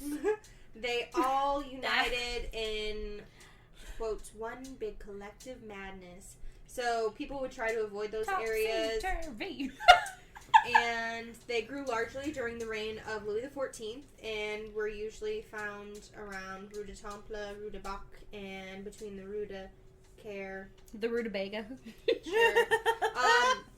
But The original When jack-o'-lantern, since it's spooky season and we have our pumpkin spice latte, the original jack-o'-lanterns were carved out of rutabagas. okay. Oh. Happy fall, guys. Happy Heyo. fall. When night came, all the nasty, downtrodden, fucked upness would go away, and the, quote, pseudo-crippled regained all of their physical potential, and the elderly rejuvenated miraculously.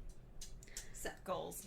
it was a real-life play destined to make the bourgeois feel pity and throw out some coins, end Goals. quote. Okay, Give so money. the Tuileries Phantom, this is the legend of Jean. He was a butcher near the Tuileries Palace during the reign of Catherine de Medici. Had to throw in Catherine de Medici. That's my girl, but like I look like her. I always say my joke is like when people are like, "Well, like what do you look like?" Like early dating, you know? And I was like, if you were de Medici, I would be absolutely banging. Because your girl's got the body and the pale and the weird nose and the eyes and way too much hair. So like exactly like Catherine de Medici. So They were like, "What?" And I was like, "Oh, not for me." Next. He was killed. Jean was killed by Neuville as an order from Catherine de Medici, because also very Catherine de Medici. Bye. I guess he threatened to reveal a bunch of the secrets about the crown. No. And, you know, that one was protecting the crown and her children. Don't you threaten me. I will So- behead you. He promised Neuville that he would rise from the dead at the moment of his death. And Well, that's real quick. It's a quick turnaround. well, Yeah. Neuville was on his way back to tell Catherine that he had completed his mission, and he felt something behind him. When he turned around, in terror, he saw Jean drenched in his own blood. Oh. So, quote, moved by his thirst for vengeance, Jean promised to haunt Queen Catherine until the day of her death. So, yeah, apparently whoever came across him, the Little Red Man, Oof, I guess... Unfortunate name. Yeah. Apparently, Yikes. terrible tragedy would follow. So, Reynard the Fox, and so, like, I Oh got my excited. god, I love Reynard the Fox. Okay, so, I didn't know about this prior to this. He was in The Magicians as a character. Yes. And so, yeah. Okay, and I was like, what? It's also a really cute stage play based off him. Did not know that. But he was the main character in a bunch of, like, English and French and Dutch and German fables. And they were allegory and satire. They made fun of other medieval literature, like Tristan and Isolde and Lancelot and Guinevere, and epic heroes like Roland and Arthur. So he was an anthropomorphic fox and trickster, so he was a kitsune. Or a Loki, but, like, we're going with kitsune because, yeah. Sure. Foxy. And Cleopatra. I'm a whole lot of woman. I don't know why. Yeah, fuck that up. But whatever. Sorry, Beyonce. We know you're an avid listener, so Oh, we yeah. get a check for $1 million tomorrow. Beyonce's like, thank you, girls, for giving me a shout out. You can come on our Houston episode. Yeah, hey. Hometown. So, this idea was big in folklore, like Native American. It was the coyote and the Norse god Loki, like I said. Terrible plot point in So- Teen Wolf. Continue. They're not usually, yeah. So they're not usually good or bad, but they're just living their life. deceptive, and it's for their own gain, or sometimes they're malicious and vengeful. Just like people. But they try to avoid the consequences of their actions. So his main victim and enemy would be the wolf Isengrim, his uncle. So Wait, his uncle's a wolf. It's a diverse family. apparemment. So yeah, they were written in the Middle Ages by a shit ton of different authors as parodies of popular literature. So yeah, La Belle et la Bête. Oh. Good job. See, Catherine knows French. That's right. Beauty and the I'm almost done. It's like this one and one other, and then we're done. Okay, so obviously traditional fairy tale. It was written by the French author Gabrielle Suzanne Barbeau de Villeneuve in the 1740s. This was over 100 pages long and was really different than what we know today. Obviously, Yeah, bruh. Yeah. So the beast in this was like actually a savage fuck. And, like, super stupid, and he wasn't just a man that was changed, you know. In 1756, Jean-Marie Laprince de Beaumont, another French author, shortened the story, and it became more like the one we know now. So Villeneuve's version is more complex and goes further into the past of the Beast and Belle. So it makes the Beast more of a sympathetic character, and Belle's background is, you know, she's just like the daughter of a king and a good fairy. Monsieur Gaston. And then the Song of Roland is the oldest surviving major work of French literature. There's a bunch of manuscripts that go all the way back to the 12th, 13th, and 14th centuries that still are around today. It's an epic poem based on the Battle of Roncesvalles, and I don't fucking know, in 778 during the reign of Charlemagne. Charlemagne! Yes. So they think That it was was written Jeffrey around the year Stamps' 1040.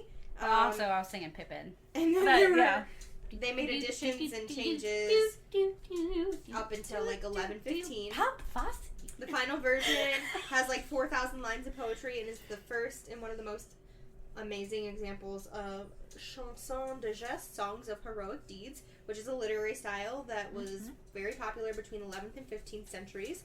It's considered to be part of a much larger French matter, which is a series of poems that tell about heroic deeds of French kings, some Isn't like the fictional, some real, like Charlemagne. werewolf lore as we know it in Western world? Because like so many cultures have a werewolf, but isn't like the original werewolf story that we base ours off of in America French?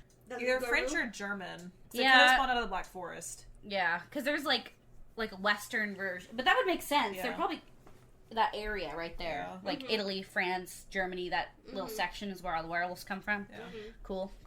So, the story was actually adapted by Stephen King in his epic Dark Tower series. Hero Roland Deschain fights to save the Dark Tower from the Crimson King.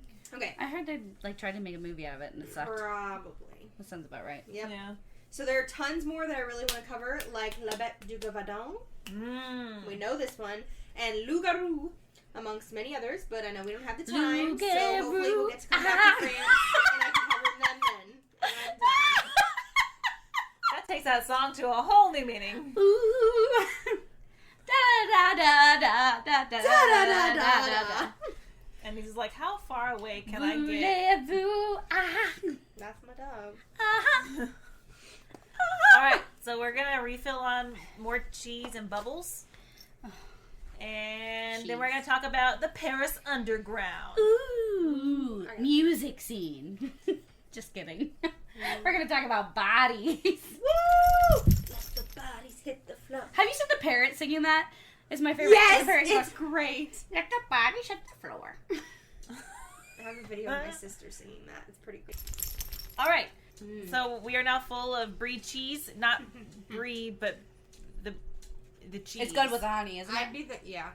I'd be the one getting filled, Carrie. Ew. Ew.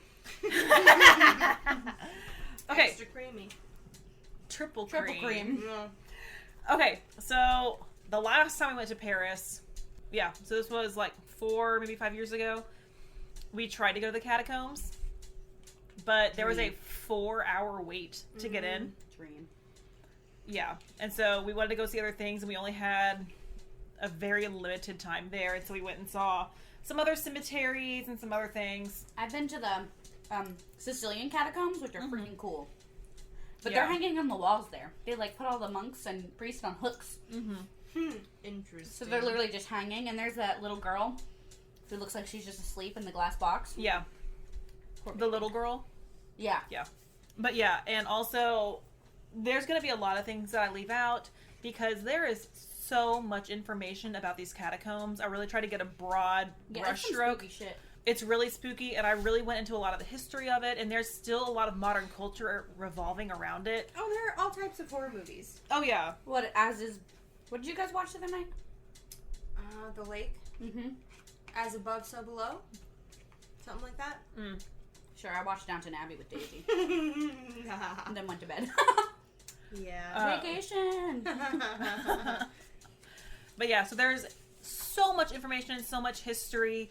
I'm going to be skimming through so much of it, and I really tried to include important details, but that's why I really wanted to chime in with some of the more random things in yours, because they tied in better with your segment than they did with the actual catacombs. We collabed. Yeah. It's fine. It's like whatever collab I mentioned in my thing. Yeah. Except less horrific. Yeah. And a lot of the information I got was from the official Catacombs website, so a lot of the history stuff. Oh, nice. And I typed in my notes that I was listening to WC. Cat just body fucking She opened it. slammed Look at her. the door. You little shit. You are a turd. Mavis literally just opened the door by Here, I herself. can get her if you can wash my dog. I'll get her. We need they're to both in here now. Oh, okay. Oh no! Ali, hi, We have love. cats. That's okay. What I'm going to say is not really that important, but I just wanted to include it that I was deaf listening to Debussy while I was doing this, and Bree went and commented on the notes, Debussy, heart, P.S. This is Bree, and it made me giggle. But yeah. Well, and every time I would like restart a Debussy playlist, it always started with Claire de Lune. Yes. Which I've performed that. I don't need to listen to it anymore. Thank you, Spotify. It just makes me think of Twilight, Yeah. which like kind of ruins it, but also makes it so much better. It's a weird combination. Yeah. I still haven't gotten the book yet. I was gonna say this Me is neither. a thing that we need to. We were so discuss at excited, some and then I point. remembered we're adults and we could barely handle this once a week. Yeah. I can't handle this once a week. I know. Right now I'm so frantic. Mm-hmm. Okay. So it legitimately surprises me how young the catacombs are, because I really want to believe that they date back to like the 11th century and Yeah, they're they're like not that old. super old. But no, it was founded on April 7th, 1786. Yeah, because the bodies can't be chilling down there for that long. Well, They'd be dust and ashes. We'll get there. Throwback to Moscow week. We're getting there. But yeah, no, like it really like bends my brain a little bit to think that it's that young. Really grinds my gears. Does it really make you mad? Really crumbles my cookie, you know? And that's the way the cookie crumbles. Anyway, so the site was Might be hurt extremely with curd. necessary because the cemeteries in the city were beginning to overflow, causing problems like poor sanitation and horrible odor. Oh my Oh. god. That's so gross. Oh. Episode 1. Episode 1. Throwback, yo. Throw them in a What pit. up, London? Reference number 2. So, Paris just had a lot of problems anyway because they really like excavating for limestone and gypsum under the city. So Under the city? So they had quarries Danger. just like everywhere. And so eventually they discovered that they could just like pop underground and make like little manholes. No. Yeah, no. That makes you all holy like cheese, and then you sink. Like the catacombs. Heyo! Like the honeycombs. We're getting there. Like cask of amaretto. Not amaretto. Amontillado. Tarantella. Yeah, so blame the Romans because they... Always. Yeah, because they love the stone in their bathhouses, sculptures, and arena. Says the woman who just cooked an Italian sausage to eat. That's why I was like silently giggling to myself because I knew that this was in here. I was like, no, okay. I was like, I need a sausage. What are you gonna do? I always need a sausage. Gross. It's a problem. I need a sausage because I'm anemic, Brie. I'm that too. I need a sausage for a lot of reasons, Catherine. Winky face. I Then have vitamin D deficiency. Okay, anyway, so they started off in just like the open quarries, and then in the 14th century, they started moving underground, which eventually led to a street collapsing in on itself in 1774. Let me get my date up before you ask me when. No, I was singing. I was giving you a background track because we couldn't figure out how to make a Sydney joke with "We're living in the land down under," so I made it for the catacombs. We're dying in the land down under. We're dying in We're dead in the land down under. Oh my god. They just like throw raves down there. They do. I'm sorry, since we already interrupted you, I do have a question about your shirt. Yeah. Yes. So, It's Pirates of Penzance. okay. Yeah. And so I am the very bottle of a mother major general. So we reset it in the 1920s England. Okay. And so we have, it's like a half British flag with a face and then a half pirate. So I only saw the half skull, and I was like, wait, is this like, does this relate to tonight? And like, did you wear this on purpose? No. That's why I had to ask. I'm sorry. Continue. It's all good. I thought it might be relevant. No, another show shirt, but Another opening, another show. I'm so tired. And the more tired I get, the more songs I sing, so get prepared for like really good backing track. oh good. Keep going. I've got a whole jukebox library. Okay. In 1774, an entire street collapsed in on itself, where 300 meters were swallowed up by the earth. Oh. Ears? Meters. I thought she said mirrors first, and I was like, that's a lot of bad luck. But I was like, Yeah. she probably said I mean, meters. probably 300 mirrors were swallowed up in that. But no, In France, they mark meters by a single mirror every 1 meter. every meter, there's a mirror. That's how very French. Whoops, sorry. Dear French listeners, I didn't cook, so I didn't Listener. offend you. Listener. We won. Single listener. Probably. Bonjour! Probably it's We're less than speaking 1%. just to you. Okay, so more That means we have incidents. 100 listeners. No. We have like 25 on good days, 28 listeners. Guys, Tell your friends. tell your friends. God damn it, don't you love us? If you're listening this far, They probably love us more if we let Carrie finish his sentence. Yeah. I'm pleading to the people. I'm trying to tell the story of dead people. Okay, we'll tell you more dead people stories if you like us and rate us 5 stars on Apple Podcast. Okay, so more incidents began as the streets were falling in, and this led to a ban on extracting materials under the public roads in 1776. So it took 2 whole years from the first incident to ban digging under the roads. I mean... Good job, Louis the 16th. It's a lot of potholes.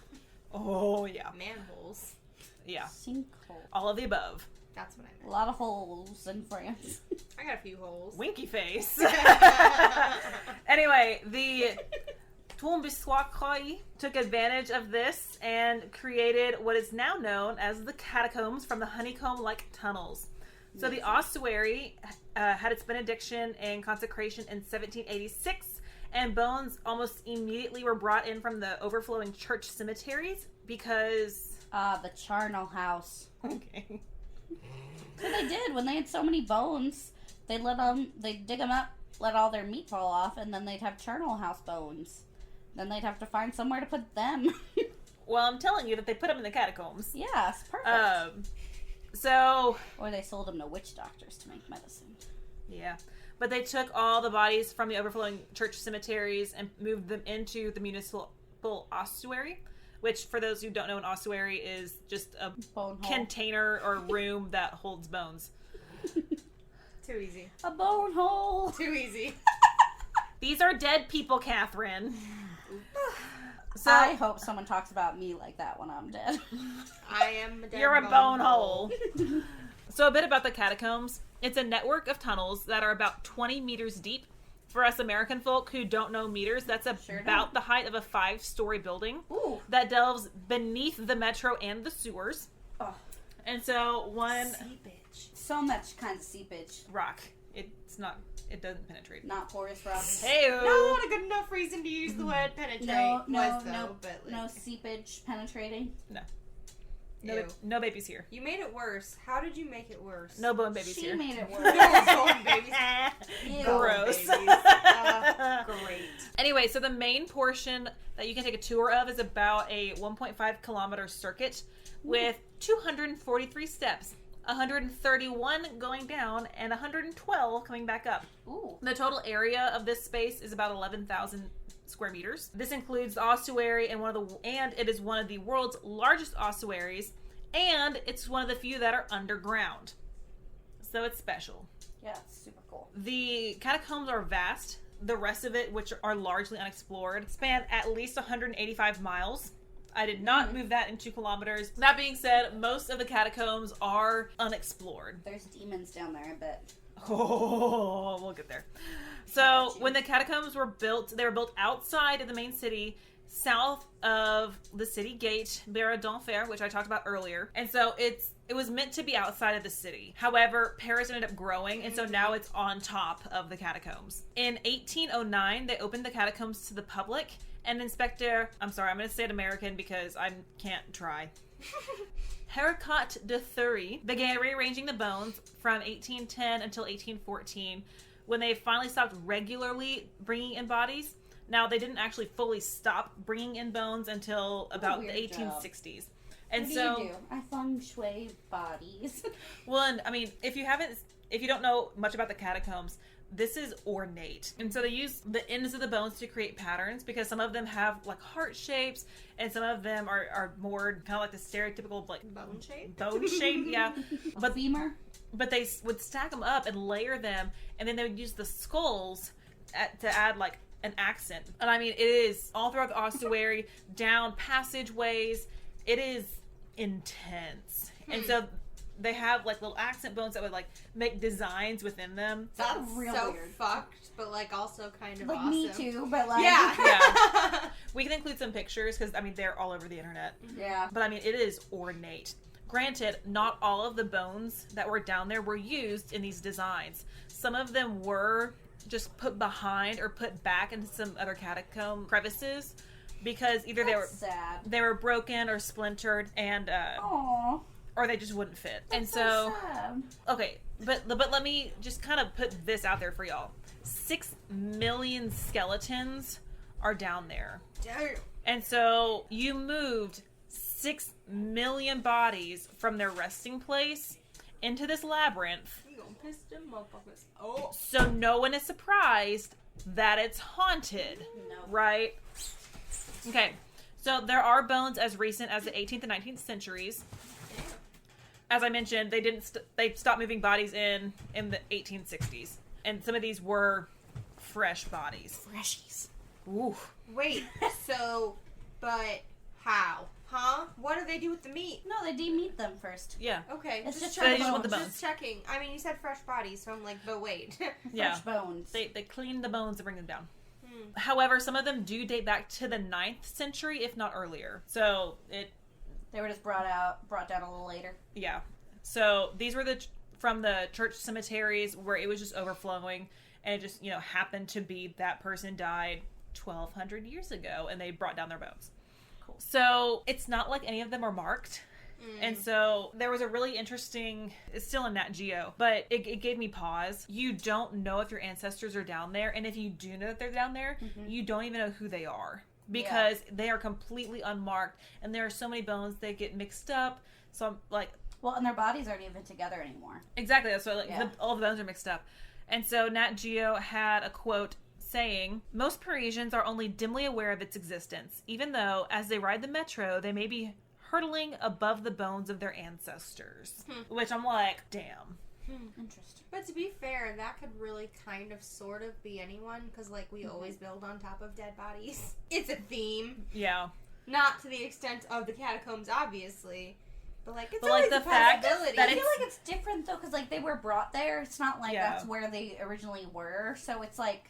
Yeah, when you were putting the cat back out, I made a comment that, they had to move all of these bodies. And it was pretty rare that they brought in bodies straight to it. Usually it was, if that church cemetery was already full, they'd go ahead and bring it down after they'd already started moving other bodies in. Sure. Or during they dig up the hole, put them in. Yeah. Or during the French Revolution, they would just bring people down. Shout out Les Mis when he's crawling through the tunnels. Yep, that's rough. So over the years, the tunnels have served various purposes. Farmers raised mushrooms in them. Disgusting. But also, it wasn't always filled with bones. Like, there are portions of it. Mushrooms are disgusting. Okay. Not the bodies. Yeah, bodies are fine. No, the mushrooms, for I just sure. watched that episode of Hannibal. Oh, yeah. Did you see the bee one yet? Okay. French resistance fighters hid there during World War II, and Germans built bunkers in some. The Germans do not, the Nazis do not deserve to be in the catacombs. Get the hell out. But just Unless a reminder... you're getting hella haunted and dead. Fair. I hope all those, like, old French grandmas were like, get out! I beat you over the head with Mama! my person's bones. Baguettes!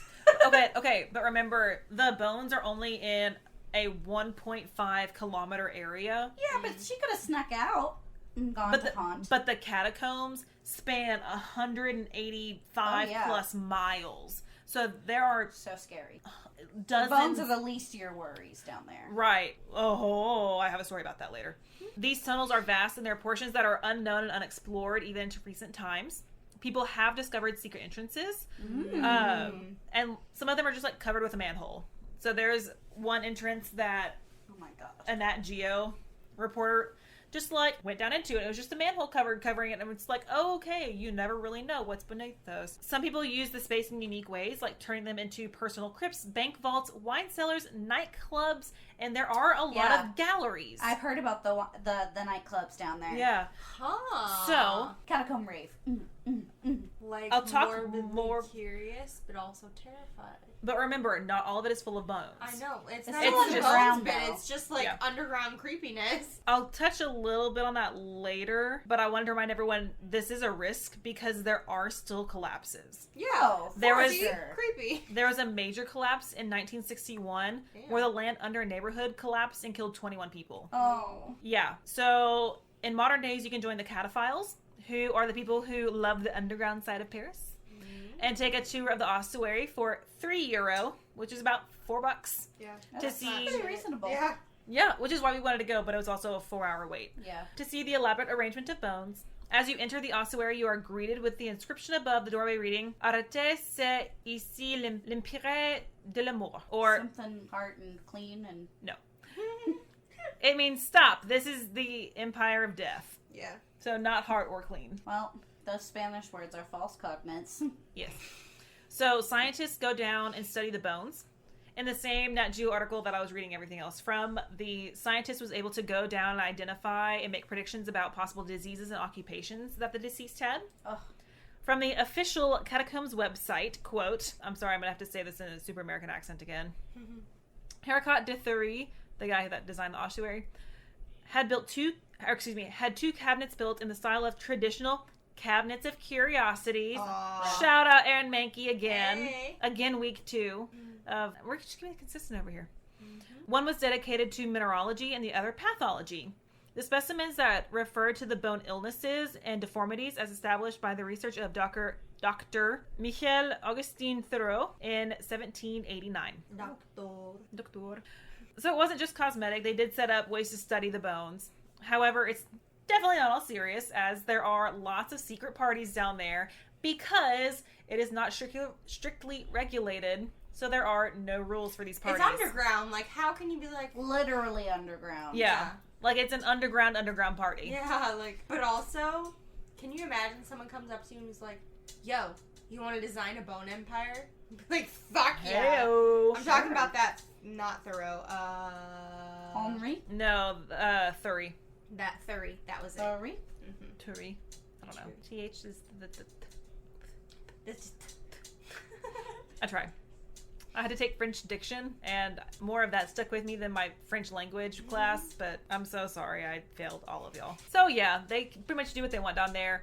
There is so much graffiti in the non-museum part because they just do what they want, and there's so many serious entrances, they can't monitor it. So there is so much fucking graffiti down there. Gosh, I wonder how many modern day French serial killers have bodies hidden down there. Oh, for real though. Right? Like, yeah, it... And they've got like the martyrs map to fucking navigate that hoe. Oh, man. There is no modern map for it. There are partial maps, but since so much of it is unexplored... Oh, pet project. Let's They go full make on- a map of the Paris. They full on H.H. No. Holmes to that shit. Oh, it... Oof. I bet you... There's a reason they call it a labyrinth. Yeah, I bet you there's like a homeless population that lives down there too. Oh. No, they all die. Aw. We're getting there. We're almost to the ghosts. But yeah, no, so all of that is like highly illegal because it is so dangerous because of all the So collapses. dangerous. Also, yeah, so getting into our nice little ghosty section, the walls are literally made of bones and accented with skulls. So, Fancy. My So- aesthetic. so you can't really help but wonder about their lives, especially as you see like holes Yeah. in the skulls and Yeah. cracks. Aw. And yeah, I mean 6 million skulls there, and you're like, what went on inside of them? Alas, poor George. But also, like, yo, is that from a musket ball? Like, look at the cracks and the patterns and like, Yeah, ooh. like how did you get that? Was it just wear and tear, or like did something happen? I'm gonna Meh. drink because I'm gonna drink. Oh, it's bad. Carrie drinking. It's Oh. bad. all right, it's not bad. I drink all the time. Whoops. So some visitors feel an invisible hand touch them or even Aw. strangle them. Oh. Oof. Others feel as if they're being followed. Some people don't like breath play, ghosties. God. Yeah, come on. Don't breathe on me. You have to Ugh. establish a safe word first. Come on now.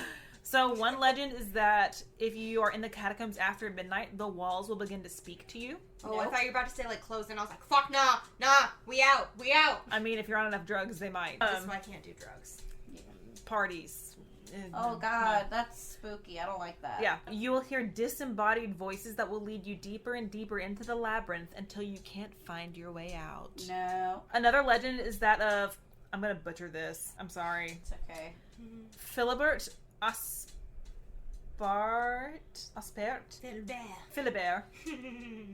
Philibert Aspert, who was a doorman at the Val de Grace Hospital. In 1793, he accidentally ventured into the catacombs by using the stairs in the hospital courtyard.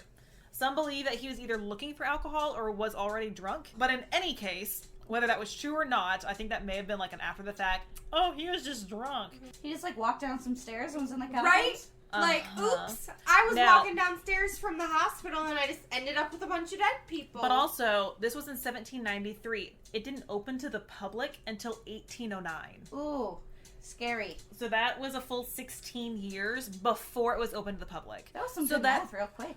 Thanks. So impressed. I am. I couldn't do that. I wasn't being sarcastic, I was being sincere. We're so impressed. This is why I made friends with my fellow math teachers. And so these entrances are everywhere. Like, Yeah. you can just stumble into the Yeah, but catacombs. damn, folks. But anyway, he got lost Yeah. and ended up dying in the tunnels. He wasn't found for 11 years. Oh, gosh. Some cataphiles discovered his remains as they were wandering around, and it's believed that his spirit still wanders the catacombs. Well, yeah, I'd be fucking pissed. Be like, yo, I was in a hospital. But And I me just walked too. down some motherfucking But he stairs. could have walked right back up, but he was like, I'm gonna see what's around here. Bitch, I would see what's around too. Let's Me be too. honest. Like, I'm terrified. Yeah. You got a breadcrumbs that. Thank you. When she first said that, I was like, I would full on Hansel and Gretel that bitch. Well, I'm wondering if some of these cataphiles don't have, like, string Uh-huh. that they bring with Yeah. them. Yeah. I Uh, would. Or like shit. chalk even, just like Yeah. mark where you're going. I would. But there's so much graffiti on the walls. Yeah. Like, the commonly entered places. I mean, it would be hard to tell what's yours and what was You already probably there. have to like write down like right, left, Yeah. and then like reverse it too. I will say, if I were to ever do that, I would be thorough as fuck. I would have at least Oh, 5 yeah. different Ooh, we ways could get to those lights hats, like the Oh, yeah. headbands with the lights on it. to mark. Both be minors, guys. Hey. Oh my mark god, we my could path be in and the find my way ensemble of back. Hades Town. Hey. Reeve Carney. Precious baby. Lerv. But yeah, there was one YouTube video that I watched. It was like an hour long, and like they ventured down and they weren't like marking anything, and I'm like, man, I really hope you'll know where you're going. But they were like having to crawl through small spaces and No. like stepping over the bones. I was like, I can't. I could step over the bones. I am not. I could step over bones. I am not crawling Absolutely through small not. spaces. But I'll serial do bear and get stuck. Well, Yep. like there was a portion. It was about 25 minutes to 30 minutes in where they had to crawl through a tight space and then over the like from the small space go over the mountain. That's That's literally the movie we watched, As Above, So Below. They had to do that, and one of the camera guy was like hella claustrophobic and was freaking out, and they were all stuck in, like they couldn't move. Yeah. Without, like, if one person, and so it was a whole thing, and I was like, motherfucker, no, like, swear to God, I've said it once, I'll say it again. If a serial killer were chasing me, and my option was to stand there and die, or crawl into a tiny hole, I would stand there and fucking die, because I'm gonna die regardless, because I am so claustrophobic. Oh, yeah. Well, and, like, the catacombs are really cool because there's such a community around it. So the cataphiles, I mean, like, that's legitimate what they're called, and there are groups for it. There are people, like, there was one story about, like, a group of people going down there, and they ended up meeting their wives down there. Just because, like, they're fellow cataphiles. Because, like little mole people. Yeah. And that's just, like, their hobby is to go down to the catacombs and, you know, hang out and discover things. But, yeah. I mean, I guess if you spend enough time down there, you can figure out, you know, you can go a little bit deeper each time. Mm-hmm. They may even have, like, some sort of, like, mapping system to be able to like start, which is like cool, but I just hope they're safe. Yeah. Well, and there was a story about some teenagers that went down there and got lost for 3 days. They ended up being found and they were safe, but I mean, you never know. You get turned around once and you could die down there. Fuck yeah. So, but yeah, that's also the uncharted portion. There is a brilliantly done museum that you can go to. Again, it's only €3. Awesome. And yeah, whenever we go, we will definitely go to the catacombs. I'm supposed to be going this summer with my students. I was supposed to, but I don't think that's chaperone gonna for you. Yeah, I don't think that's gonna happen. I know, I still have to go on my honeymoon. Yeah. Where I'm supposed to go to France, damn it. Yeah, we don't need to go on trips. My like travel longing is so bad right now. Well, it's also really good that COVID did happen. I guess not, but let me rephrase that. COVID bad. But Zach's passport... That's the most Zach sentence I've ever heard in my life. COVID bad. My husband is a very well-thought man, but a man of few words. No, his passport ended up getting lost in the mail, stuck in somewhere, and so we ended up not getting it until a week before we were supposed to leave on our trip. Damn. Yeah, and we were supposed to have it back in like April. Our trip was in July. Yeah, so you can imagine how stressed I was being like, where is your passport? That sounded really demonic. I was going to say, can we full on just demon out? Where's the passport? I want to travel. I would not want to be on the other end of that phone when Carrie called looking for Zach's fucking passport. Sound like Roz from Monster Inc. Where's the passport? Zachary? Always watching. Please. Good old Roz. Yeah. Amazing. But no, Phantom of the Opera kept popping up in all of my research because it's underground. Yeah. And I was reliving my glory days of when I got to perform that professionally, and it just... We talked about that the weekend I got shit-faced at your apartment and cried. Oh, yeah. Wait, which time? Exactly. Whoops. Yeah. Well. No, but for real, which time? The first time or the second time? The second time. Was it the first time because we played the escape room of the catacombs? Oh, we talked about the catacombs, but the second time we talked about Phantom of the Opera and you playing Carlotta. Oh, yeah. That was fun. So the 2 times that I have gone and drank at Carrie's house, I have gotten drunk and cried. Did I technically cry the first time? I was close. I don't know if I actually cried. No, the second time was rough, though. Oh, it was real rough. I don't usually cry. Catherine, in the 10 years you've known me, how many times have you seen me cry? Most of them have been in the past month. Exactly. I'm really surprised I'm not more emotional than I am. I already cried. But then again, I'm just so exhausted because... I cried on recording. Yeah. You know? Yeah. Oh, well. But Zach and I have been looking for a house, and we finally found one this past weekend, and I'm so exhausted from everything. And so I think that's just, like, draining me. And so, yeah, rough. Mm-hmm. Anyway, catacombs, bones. They're cool. We'll post pictures. Yeah. Spooky. Is it my turn? Murder.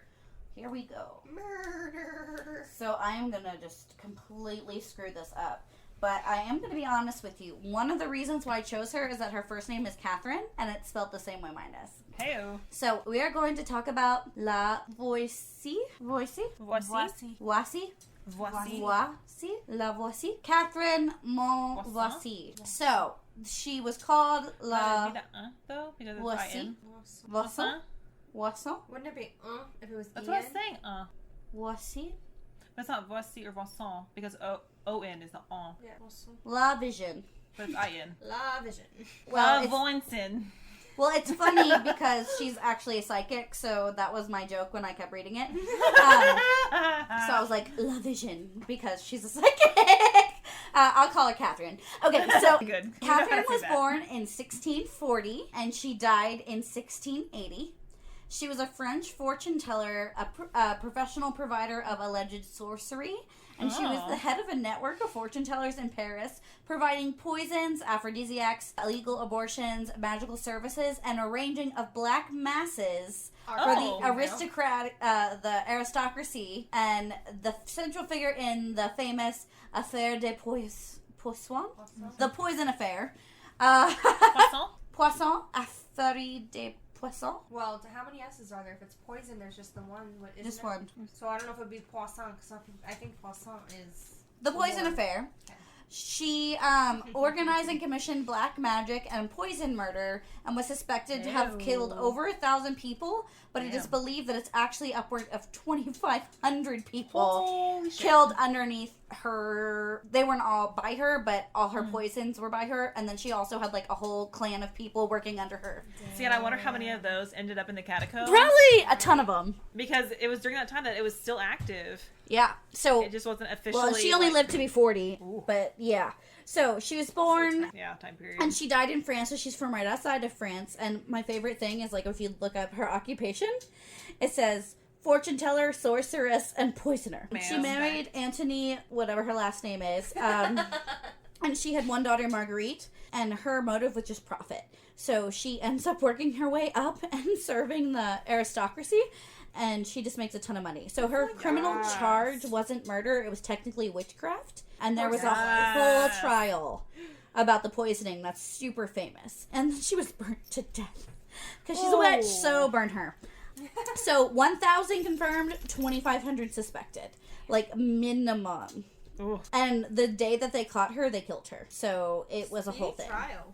Yeah. Well, Witch. so Yeah.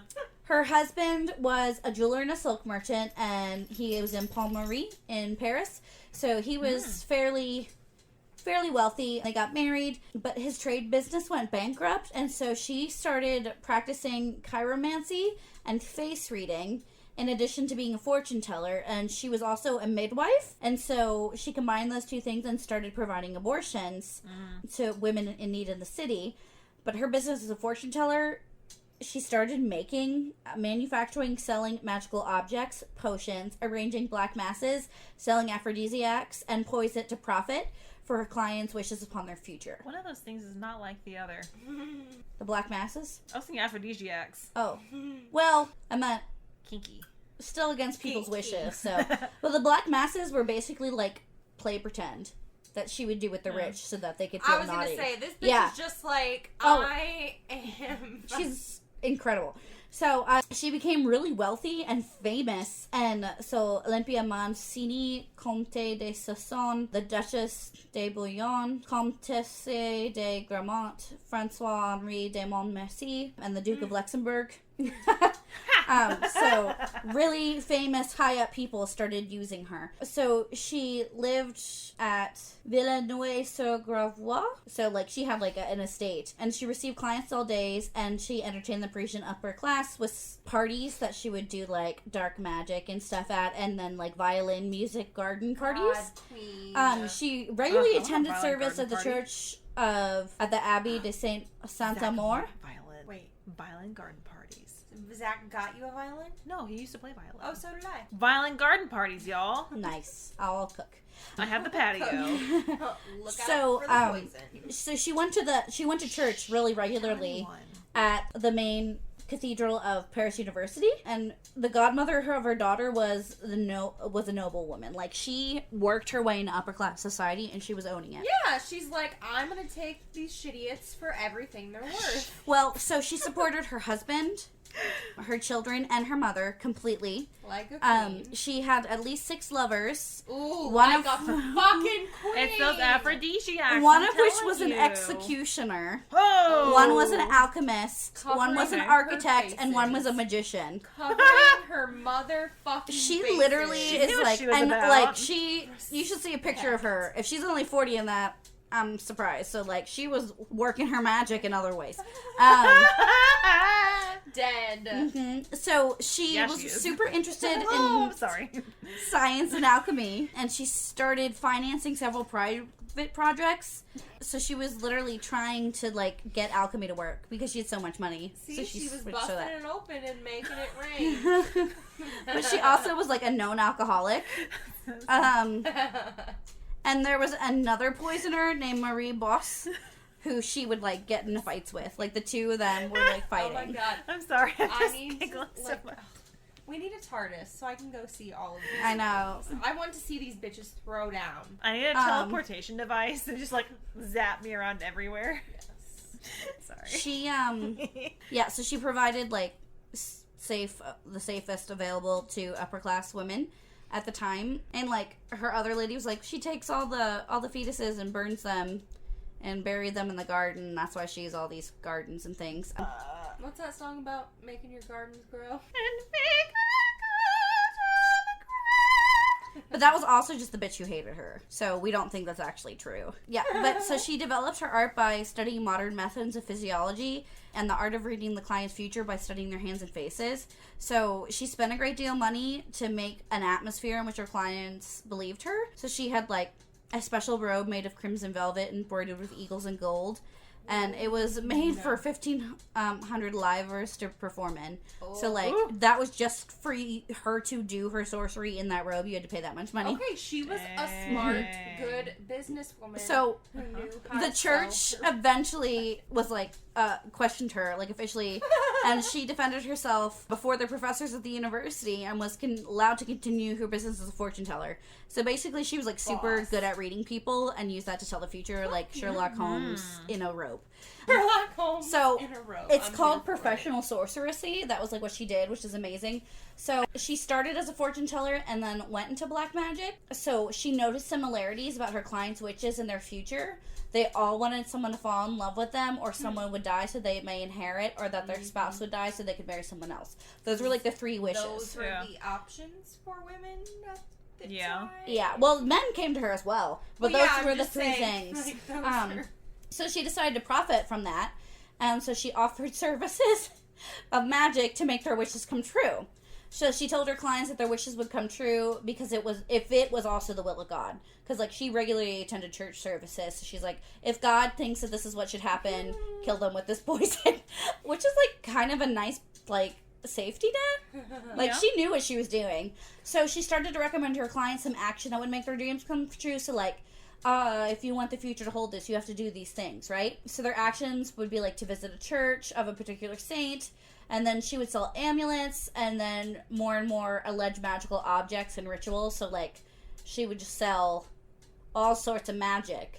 For someone who wanted to fall in love, she had love powders with bones of toads, teeth of mold, Spanish fly, iron fillings, human blood, and mummy, which, you know, was like all the rage. Yeah. And the ingredients were love powders. Her most radical and expensive recommended practices were black mass, which she arranged for clients for profit, during which the client could pray to Satan for their wishes to come true.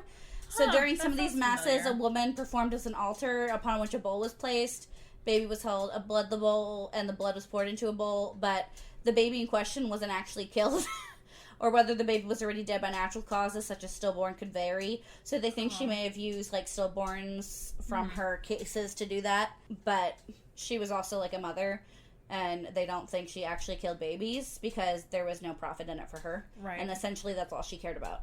So she had several associates working for her, so she started, like, this network, and she had so many people coming to her, she had to hire, like, apprentices for her professional magic. And Adam Lesage, who performed alleged magical task, and the priest of Etienne Guiberg, who officiated the black masses. So the final step that she did was poison. So that was all kind of like pomp and circumstance, and now she's actually going to sell stuff to kill people that like actually works.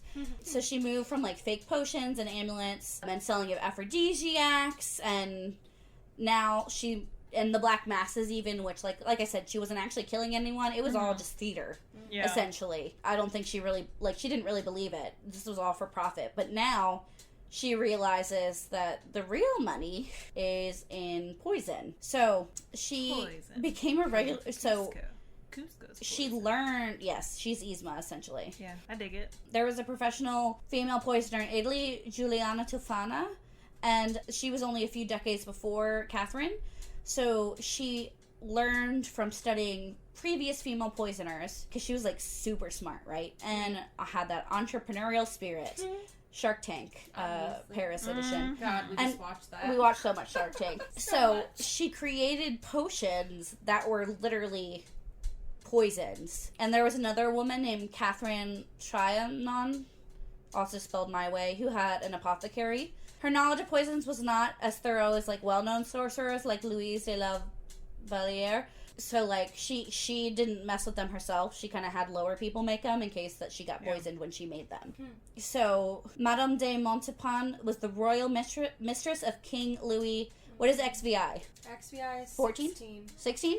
If it's XVI, it's 16. It's 16. XIV is 14. 14. So yeah, okay. So Louis the 14th, the official mistress to Louis the 14th, which, you know, in France you have an official mistress because your wife was literally just a business contract. So she worked for her all the time. They did black masses together. They prayed to win the love of the king, and then the same year she became the official mistress of the king. So like she was at court in Versailles, the show. Yes. They covered. Yeah. Oh, really? Is this character on there? Yes. Oh, that's so cool. And so then she became the official mistress. And whenever after that, she would hire her whenever a problem occurred with the relationship with the king. So if they became like, she like needed her essentially for the king's love. And so when the king started losing interest in her, she employed Catherine to do different black masses. On one occasion, she acted as a human altar during the mass, which is like super kinky because she's like naked and like a table and all this stuff. So she got more aphrodisiacs and she drugged the king, and then the king started having an affair with Madame du Savoie, and so like she's losing her mind, right? And so she thought the king was going to abandon her, so she would have him killed. And so the king started dating another mistress, and that became his official mistress. She called Catherine, asked to have both the king and the new mistress killed. And so Catherine was like, I don't know. But eventually, both the Catherines, who were the sorcerers, who I mentioned earlier, her like underlings, they planned to kill the king with a whole bunch of other poisoners in the area. And the last, one of them was the fiance of Catherine's daughter. Like, this is like a whole family trade. Yeah. So they decided to murder king by poisoning a petition to be delivered by their own hands. So she visited the royal court to deliver the petition. That day, however, there were too many petitioners and the king did not take their petitions, so the plan didn't work. And then she went home to Paris, and a group of monks basically were like, what you doing? And so she handed the petition to her daughter and asked her to burn it, which she did. And so she visited her group again and was like, okay, well, how are we going to kill him? Kill the king. Then the king's sister-in-law died, and it falsely was attributed to poison. Oh. So she died from different natural causes, but they thought it was... Is this Philippe's wife? Duchess d'Orleans. Yep. Yeah, so she dies. They thought it was poison, so a whole bunch of riots took place and accused everyone of being witches, of abducting children for black masses. Priests reported that people were confessing to different poisonings in their confessions, which, like, if you're a priest, you're not allowed to say that, okay? You can't say anything. So several other fortune tellers were arrested, and so Catherine knew that this was coming, right? So this happened... The whole fortune teller network in Paris, all of which had dabbling in poison, they all started getting arrested, which is like the whole big, literally French witch hunt, the trials of the poisoners. So March 12th, 1979, she was arrested outside Notre Dame, having just heard Mass, and she was going to meet Catherine, who was like her second in command, to try and kill the king again. So, she was arrested. The arrest would mean the end of a number of people on all levels of society, right? So she was in prison, subjected to questioning. Louis XIV issued an order that the whole network should be exterminated by all methods, regardless of the rank, sex, or age. And so she was arrested, and so was her daughter. And all of her network of associates. So her son-in-law, the other Catherine, who was like her second in command. She was never subjected to torture, but that's because there was a formal order issued giving permission for the use of torture, but it was made clear that it was not to be put in effect because they're like, we have to look tough, but we can't actually torture her because if we do, we'll all be fucked, essentially. Yeah. So they thought that maybe if they tortured her, they'd get answers, but where for alcoholism, they did not limit her access to alcohol, but kept her drunk, and during her interrogation, so she confessed. I mean... She was talking about her clients, yeah. Yeah. She admitted to having selling poison. Did they fucking arrest her clients, too? Yes. Okay, good. No, that was the whole thing. They arrested... They just killed everyone. Okay, because I know you said, like, her acolytes and shit, like, her little network, but I wasn't sure if they actually got her clients. They got everyone that they could find. Okay. Just so as long as we're fair. Mm-hmm. Them all. But she denied meeting some of the high people, like certain people that she like really cared about. She didn't turn in. So like the other Catherine, she never turned in, or the mistress, she never turned in. Yeah. Mm-hmm. So she said Paris is full of this kind of thing. There's an infinite number of people engaged in this evil trade, but she didn't mention any further clients when she realized what was happening. Nor did she mention having arranged or participated in black masses. She once mentioned to the guards that the question she feared most was what they asked her about her visits to the royal court, so she didn't want them to know that she attempted to murder the king. Her list of clients were not revealed until after her death, which was stated by her daughter in confirmed testimonies of her former associates. So she denied claims of ever actually doing anything to, like, children. She said she only used potions that she gave to people, and the rest were all for her personal use for her family. She also said she never used syringes for illegal abortions. She said that she didn't do that because that was like a thing that some people would do. It was just poison them and hopefully they miscarried, but half the time the mothers would die too, and she said that was not a method that she used. Okay. She was put on trial, convicted of witchcraft, and execution by burning happened 2 days later. This is just talking more about her things. So she like tried to not give a bunch of people away. Oh yeah, Suzanne Clement played her on Versailles. Yeah. See, I remember things sometimes. Yeah. So there's a ton of literature about her. There's a whole manga based off of her. Ooh. Yeah, so she's like a big deal. But basically, she's like, I was just in this for the money. Hundo%. Yeah. I don't believe in any of this. You can claim it was witchcraft. That's fair. She's like, I did sell poison, but I was just in this for the money. It's interesting that you can be... Oh. Yes, but she was burned at the stake as a witch. Well, it's interesting that you can be fucking, like, it can be an actual job position. Mm-hmm. Well, fortune-telling was considered a position.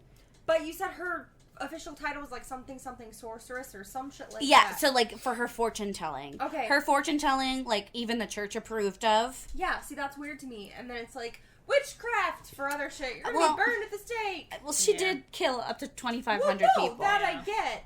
But... Well, she made it available to kill 2,500 people. I'm a firm believer that people would have found a way to murder those people regardless. Mm-hmm. But it was her fault, technically. She made it much easier for people and kind of romanticized it. Mm-hmm. But yeah, so she's very different than the cases I normally do.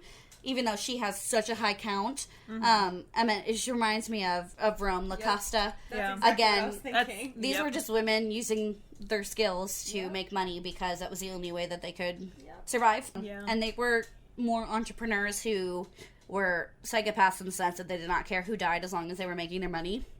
Versus my crazy serial killers who may have killed, quote, only 2 to 5 something people, but they're so much worse to me. Just, I don't know. I feel like I should go based on numbers, but she had no evil intent besides greed. Yeah. Which, I mean, 7 deadly sin. Yeah. I mean, she, like, definitely was the cause, but those people would have found ways to murder them anyways, and, I mean, yeah, probably needed to be locked up because she was just going to keep going. And I mean, she, like, literally tried to kill the king.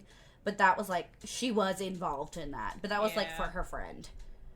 So, she probably should have been imprisoned for that. Or, I guess, executed in France at this time. Would have been a big, like, you can't try and kill the king. Right. But she, that was the only one she, like, actually did herself. Yeah.